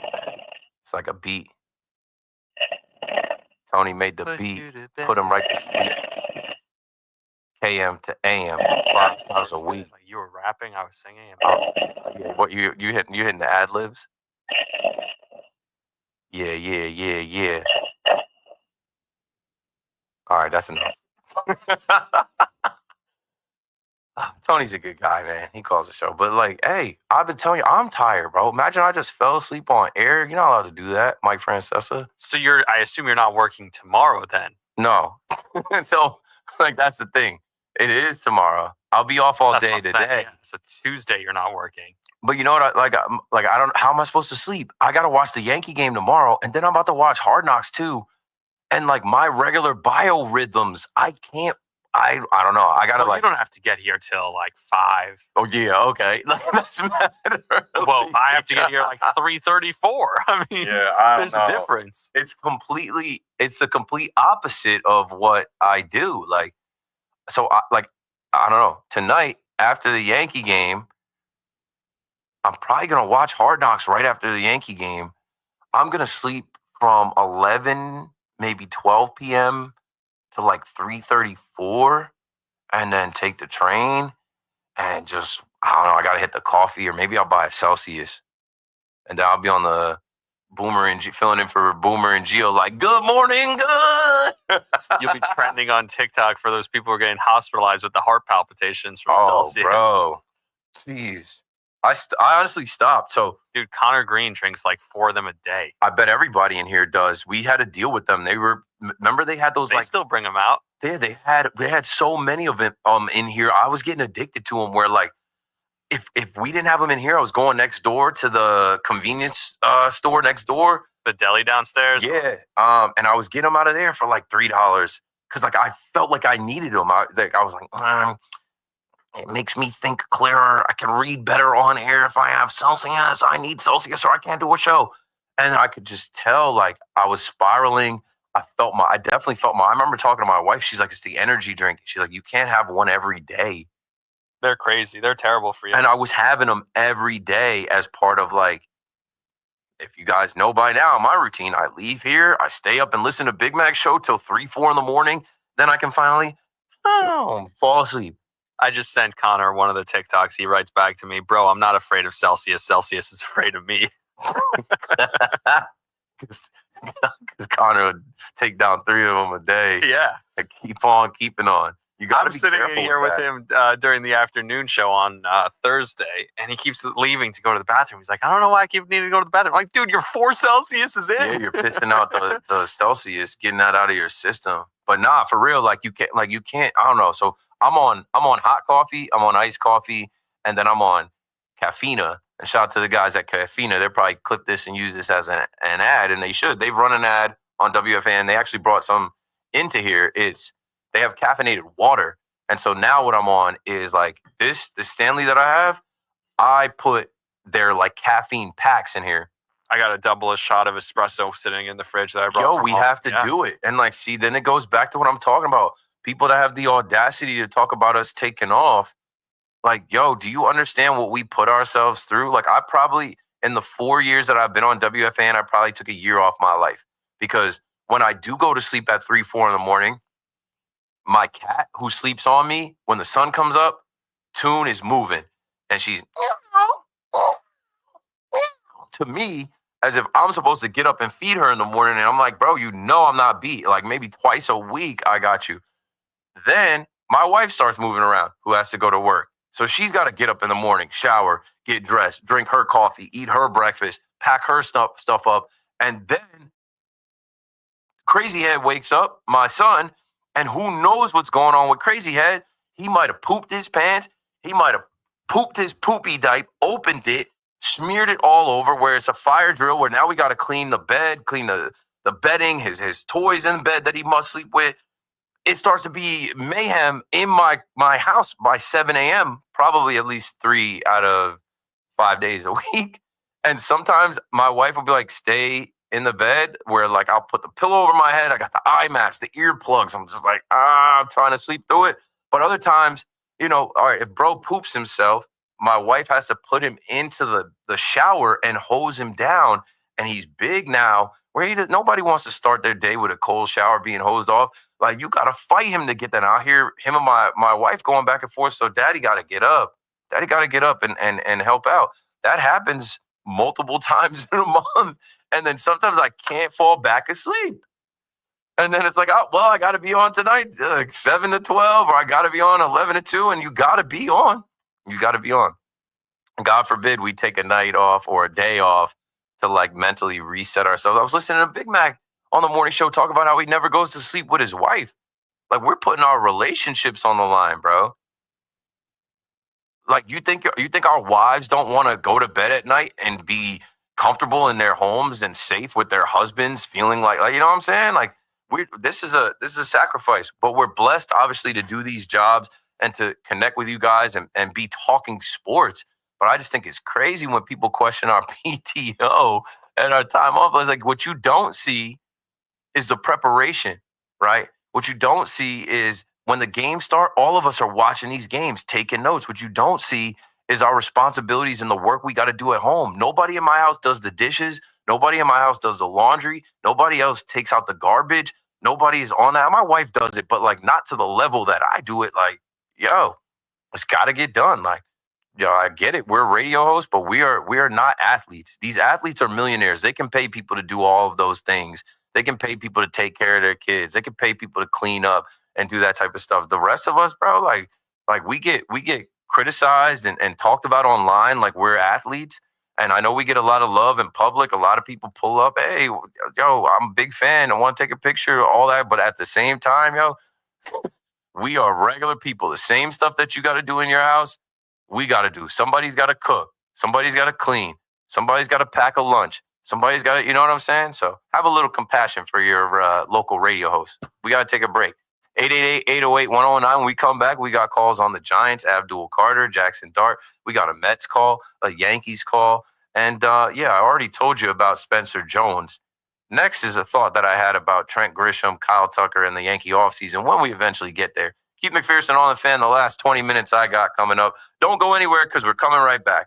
Swing on a drive deep to left. Got a chance. Get it up, baby. The Yankees and Twins meet up in the Bronx.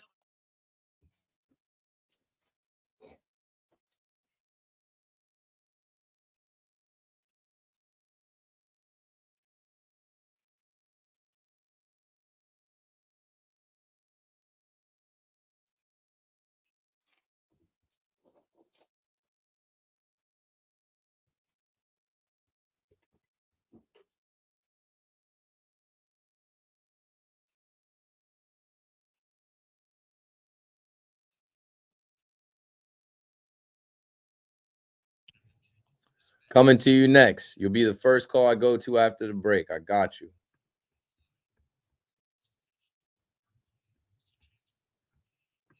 Bro, that's what I'm saying. Like, when I get into my REM sleep, like that good sleep where you're dreaming about Dua Lipa pulling up on you and you just with Dua Lipa somewhere in the club, like you like, how did I get here?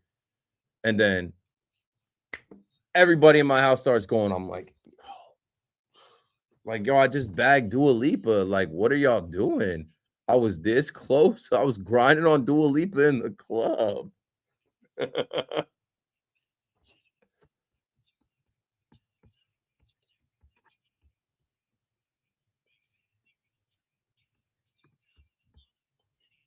Yeah, I saw what you said before with the super chat. They're going to still go with Austin Wells. Ben Rice is better.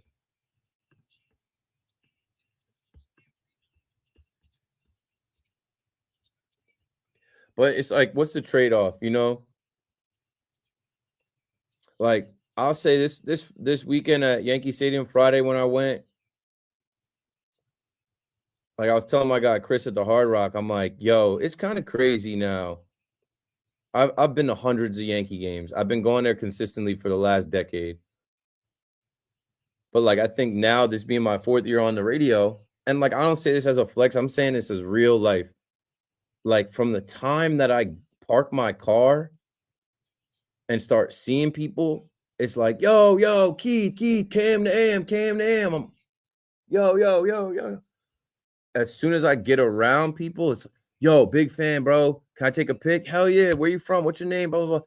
And it's starting to get to a level of like going to the game is not like it used to be for me. It's like an extension of work. Like, I don't care. I'm blessed. But like, it comes with the territory is what I'm saying. This is a sacrifice for that. Like, I should be asleep right now. I've been up since 7 a.m. I'm tired. My own mom was watching the stream. I hope she went to bed by now, but she's texting me like, are you okay? You look tired. I'm like, yeah, I'm tired. I've been up with Jack since 7 o'clock. And in between that, I had a bunch of stuff to do.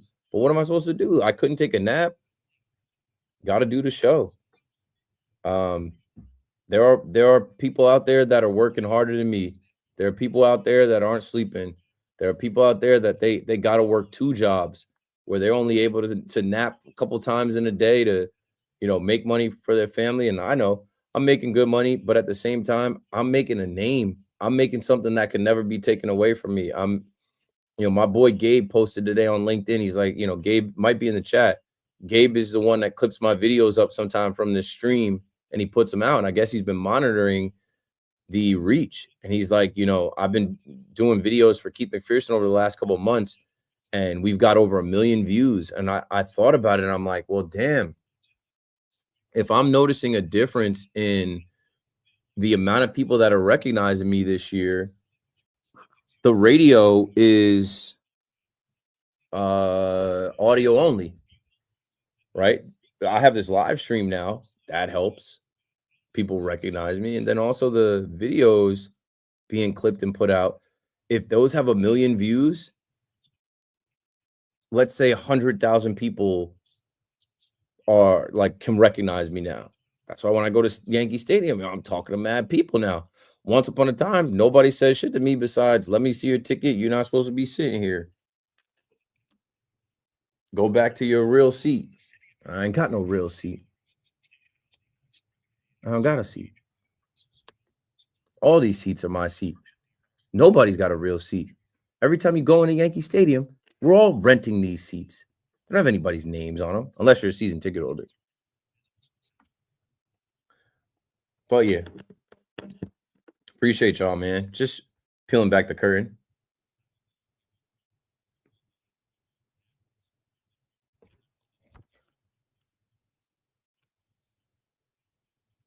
I started talking to some people about it too. Like, yeah, because they know you know all facets and sides of this stuff. You're the youngest guy, and like I was talking to Izzo about you.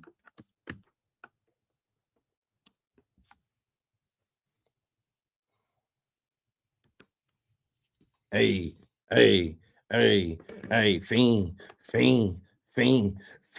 I love when they drop this at Yankee Stadium. I hate when they just do the little tease part and they don't drop the whole part, though. They do it. Yeah, I think Judge definitely knows Travis. They're both Jordan guys. And I think I noticed tonight they made a pitching change and they played it and they let it play longer because maybe there was a mound visit or something and they let it play longer. I'm like, that turns the stadium up. Good drop, Rami. Keith McPherson on the fan, taking calls before I get out of here. Let's get to the phone because this time is going to expire quickly. A day is in the Bronx. Back on the fan. What up, man? Of course. Nice. Sound good to me.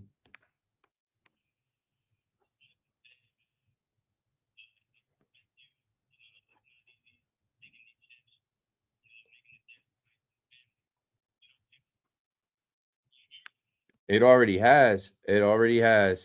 I honestly, I'm coming up on 4 years, and it's funny. I'm doing the morning show. I got to go back and find the first time Eddie Scazzeri read my name and the joke that they made on the morning show. Like, who is Keith McPherson? Oh, probably the guy that hangs out in the Chase vestibule. Like, I'm coming up on 4 years. My life has changed completely, tremendously. It's a sacrifice, but like, yeah, I'm not kicking in the Chase vestibule. I go down there and get some gas money every once in a while.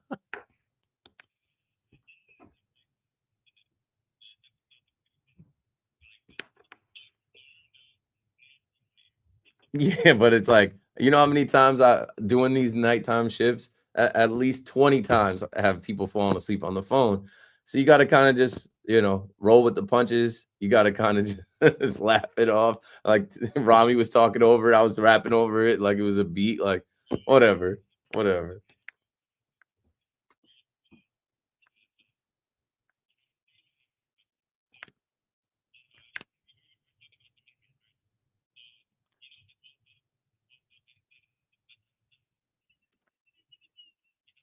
Yeah.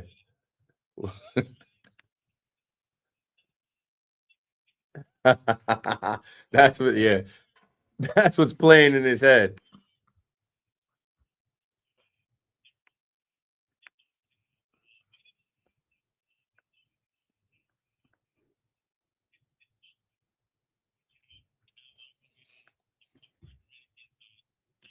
Hey, De Lo Mio, I'm fake Dominican because I could pass for Dominican. We got Camilo Duvall and we got Luis Hill. This is some of the most Dominican energy we had in the Bronx, where we should have. You know what I'm saying?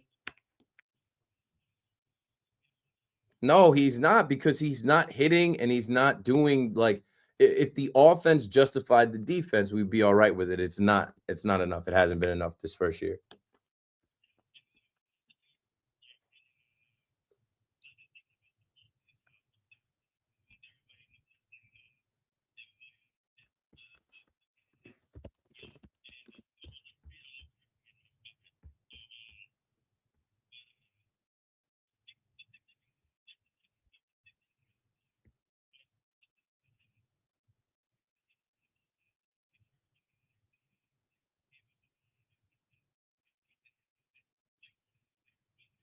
Yeah, Luke Weaver tonight, bro. Like we're getting the Luke Weaver we want. Bednar ain't worried about him. He's a dog. Doval, I made a joke about him fielding his position. Whatever, he's gonna be solid. Don't let me forget about Yuri De Los Santos. Yuri's also Dominican, and he's been pretty good. They have it. They have enough arms out of the bullpen. It's about Boone managing them and Boone not having a meeting with the guys upstairs where they all in agreement say that Devin Williams should enter a tied game in the 10th inning in the first game against the Houston Astros. I don't know how you come up with that.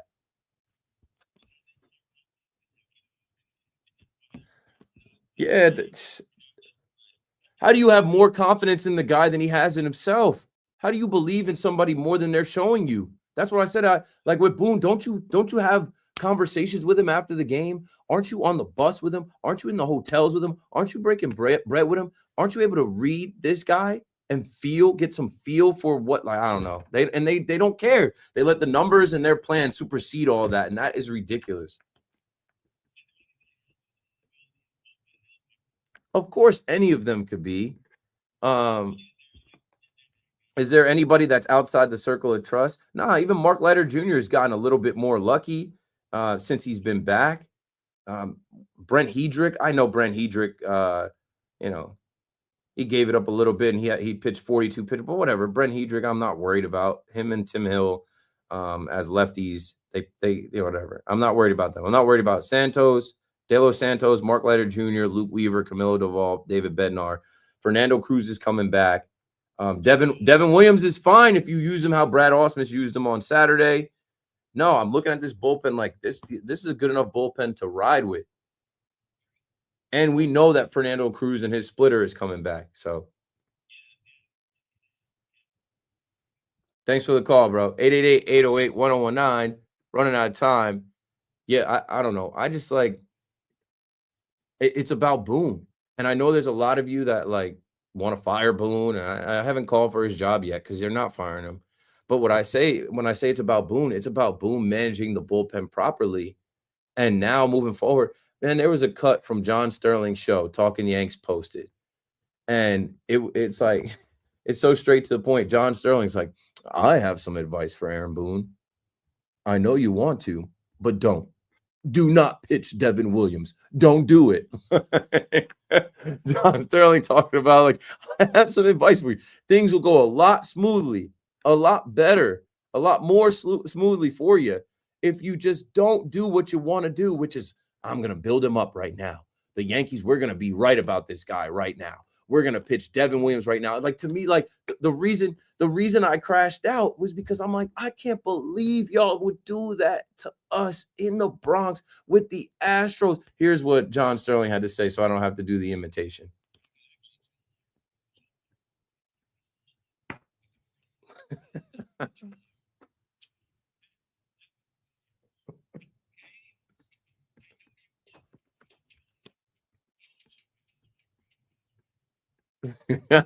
John is 87. He's like, don't. It's that simple. I don't want to see it. None of us want to see it. It hasn't worked. We don't owe this man anything. He's not going to be here next year. Stop. Anyway, let's go to Ross in Bergen County. Don't pitch Frankie Montas, Kodai Senga, Sean Manaea. You're probably better off with Paul Blackburn. I'm good. How are you?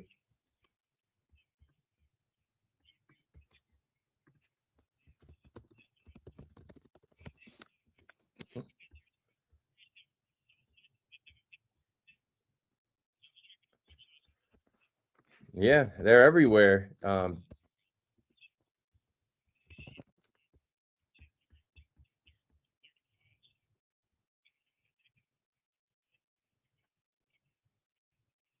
Yeah, I never been to Buc-ee's. I heard him talking about that. I've been to Sheets. I've been to Lovey's. Never been to Buc-ee's.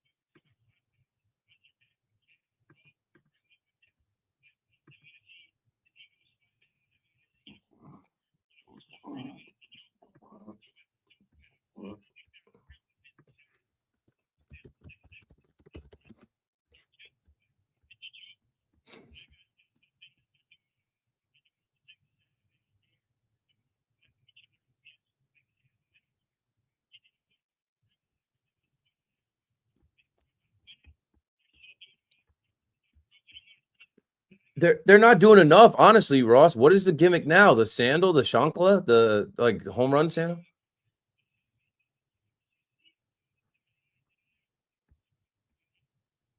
Oh no. I know there's Fire Aaron Boone night. Fire Aaron Boone night is tonight.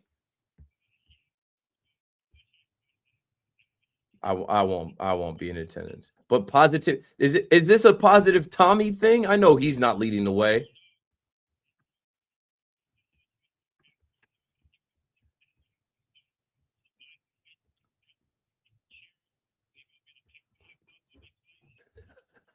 Thank the tank.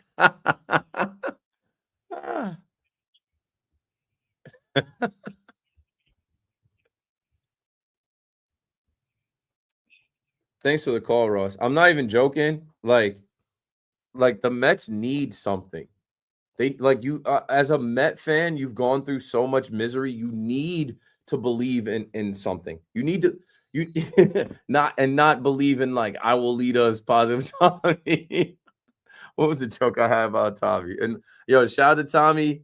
Tommy's a hardworking guy, deserves time off when he gets it. But as far as the positive Tommy shtick, like I would have dropped that already. I would have been dropped it. Positive Tommy sounds like the character from the 90s movie that in the first scene gets diagnosed with HIV, and the rest of the movie they call him Positive Tommy. I would have dropped it because like now people are like hating you, and that's what you don't want, right? Like you don't want the fan base turning their eye, like you don't want the fan base turning their ire on you. Like now Frank the Tank is telling him like you need to stop. And I'm like, it's one thing, it worked last year for the run, but like to keep it going, and now he has backed off a little bit. He doesn't do the I will lead us. He does like stay positive, and I'm just like, bro, like see. Like see what you get yourself into when you start making it about me and connecting it. I don't know, bro. I would tread lightly with that. But I mean, good luck to Tommy with maybe they turn it around and he can say it was all me. But they, the Met fans, the Mets, the Grimace stuff was a whole thing. The playoff pumpkin, the OMG Mets. Like, yeah. And honestly, and I don't hate to say it because I was on it. They keep going back to June 13th. Who was in the building on June 13th when they had Pride Night and they had them dudes twerking on the big screen and they went extra far with it where I was like, yo, the national anthem gets played. I mean, I guess because we're the New York Yankees, but the national anthem gets played. You only put the flag up on the screen. Shout out to Chico and the Creatures. You see the Creatures holding up the flag in 203. We take our hats off. We salute the flag for God Bless America, for the national anthem. They put the pride flag up.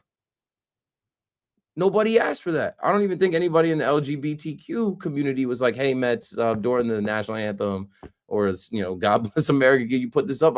It's a bad omen. It's a bad stretch. Yeah, I don't think Tommy was leading the way, telling them, hey, during the national anthem, don't show America's flag. Put the pride flag up. It's tough. Okay. Here we go. Positivity night, August 14th. Swaggy T120 says, if you're going to be at the New York Mets game on August 14th, listen up. I am calling for Mets positivity night. We are facing the Braves and Bryce Elder. Let's try to bring this team back with positive energy. Please repost. So, yeah, I guess it's a thing. He's about to hit them like Gavin Williams.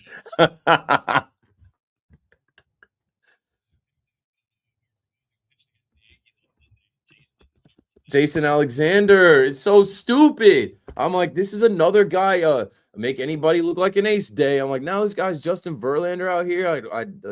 The Yankees grind my gears. The Yankees grind my gears. I'm like, I knew they had no chance in the rubber match. They barely won Saturday.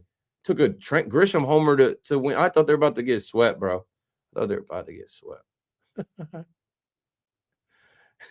Frank the Tank writes, I hear the Mets are getting matching I Heart Losing tattoos right now. Don't nobody hate the Mets like Frank the Tank hates the Mets. We need football. John from Masbeth is trying to get that. He's trying to get that spot. He's starting Aaron Boone, fire Aaron Boone night. They're not firing Aaron Boone. And you know what, Clint Frazier, if you guys listen to Clint Frazier's clip that went viral, he's like, yo, he said Aaron Boone makes actually maybe we could play it before my time runs out because I know I had it clipped somewhere. I saw a Yankee source and Clint Frazier put it out there, but he's like Aaron Boone puts together his lineup and then the analytics guys put their lineup out and they kind of put together a collaborative lineup. Like, here's what I'm thinking. Here's what you're thinking. Let's play Clint Frazier talking about that. Why would Clint Frazier lie? He's made his money. His career is done. He's basically telling you what he experienced while playing for the Yankees.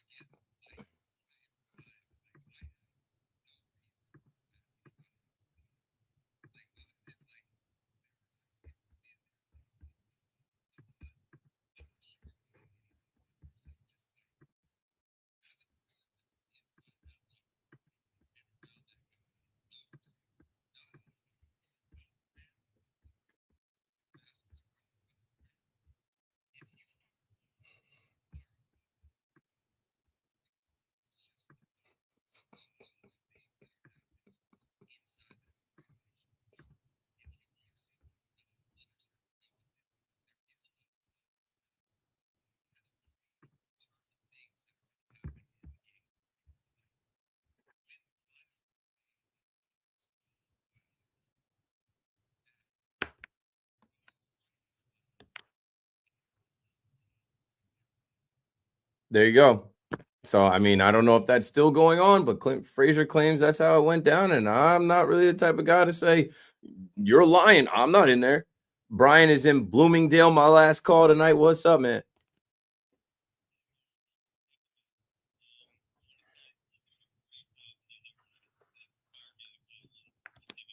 Appreciate it. Thank you.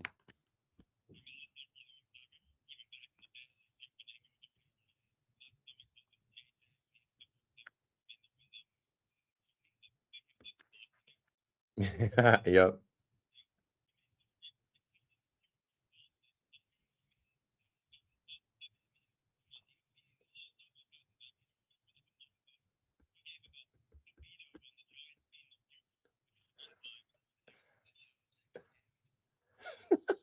Yeah. He also, I mean, he also said Clay Holmes is gonna have a better season than Max Fried. It's just like those things expire and people don't forget. Like, they don't forget, bro. I don't know. God bless him. He's able to do it sometimes, but for the most time, like I don't know, it's risky business. I can never come on here and play like that.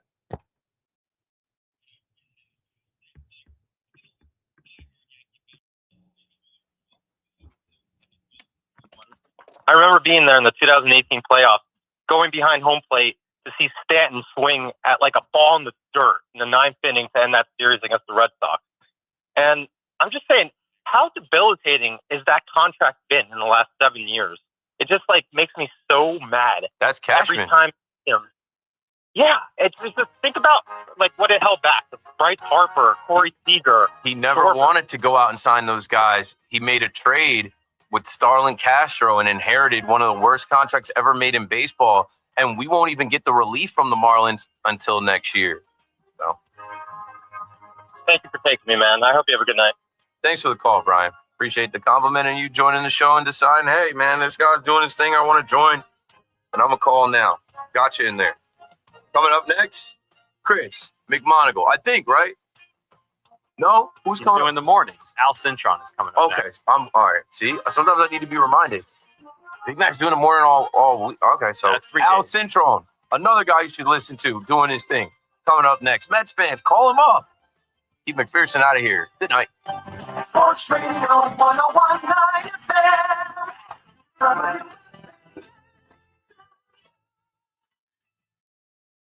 Vanity Fair calls BritBox a delicious streamer. When we switch, this won't happen. You know what I'm saying? When they put me on the YouTube, this is not going to be a thing. I won't have to manually do all the switching and rigging, and we're about to level up. We're about to level up.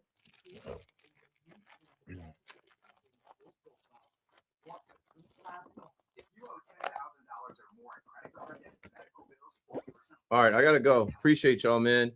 If you're still in here, whether you're on Twitter, YouTube, Twitch, hit like, do something to kind of trigger the algorithm. That's how these things kind of grow legs. And yeah, I will see you guys not tomorrow, Wednesday on the morning show, which you can watch on TV on CBS. And then Thursday night is when we will switch to the WFAN YouTube stream, and you'll be able to hear the calls and everything perfectly fine.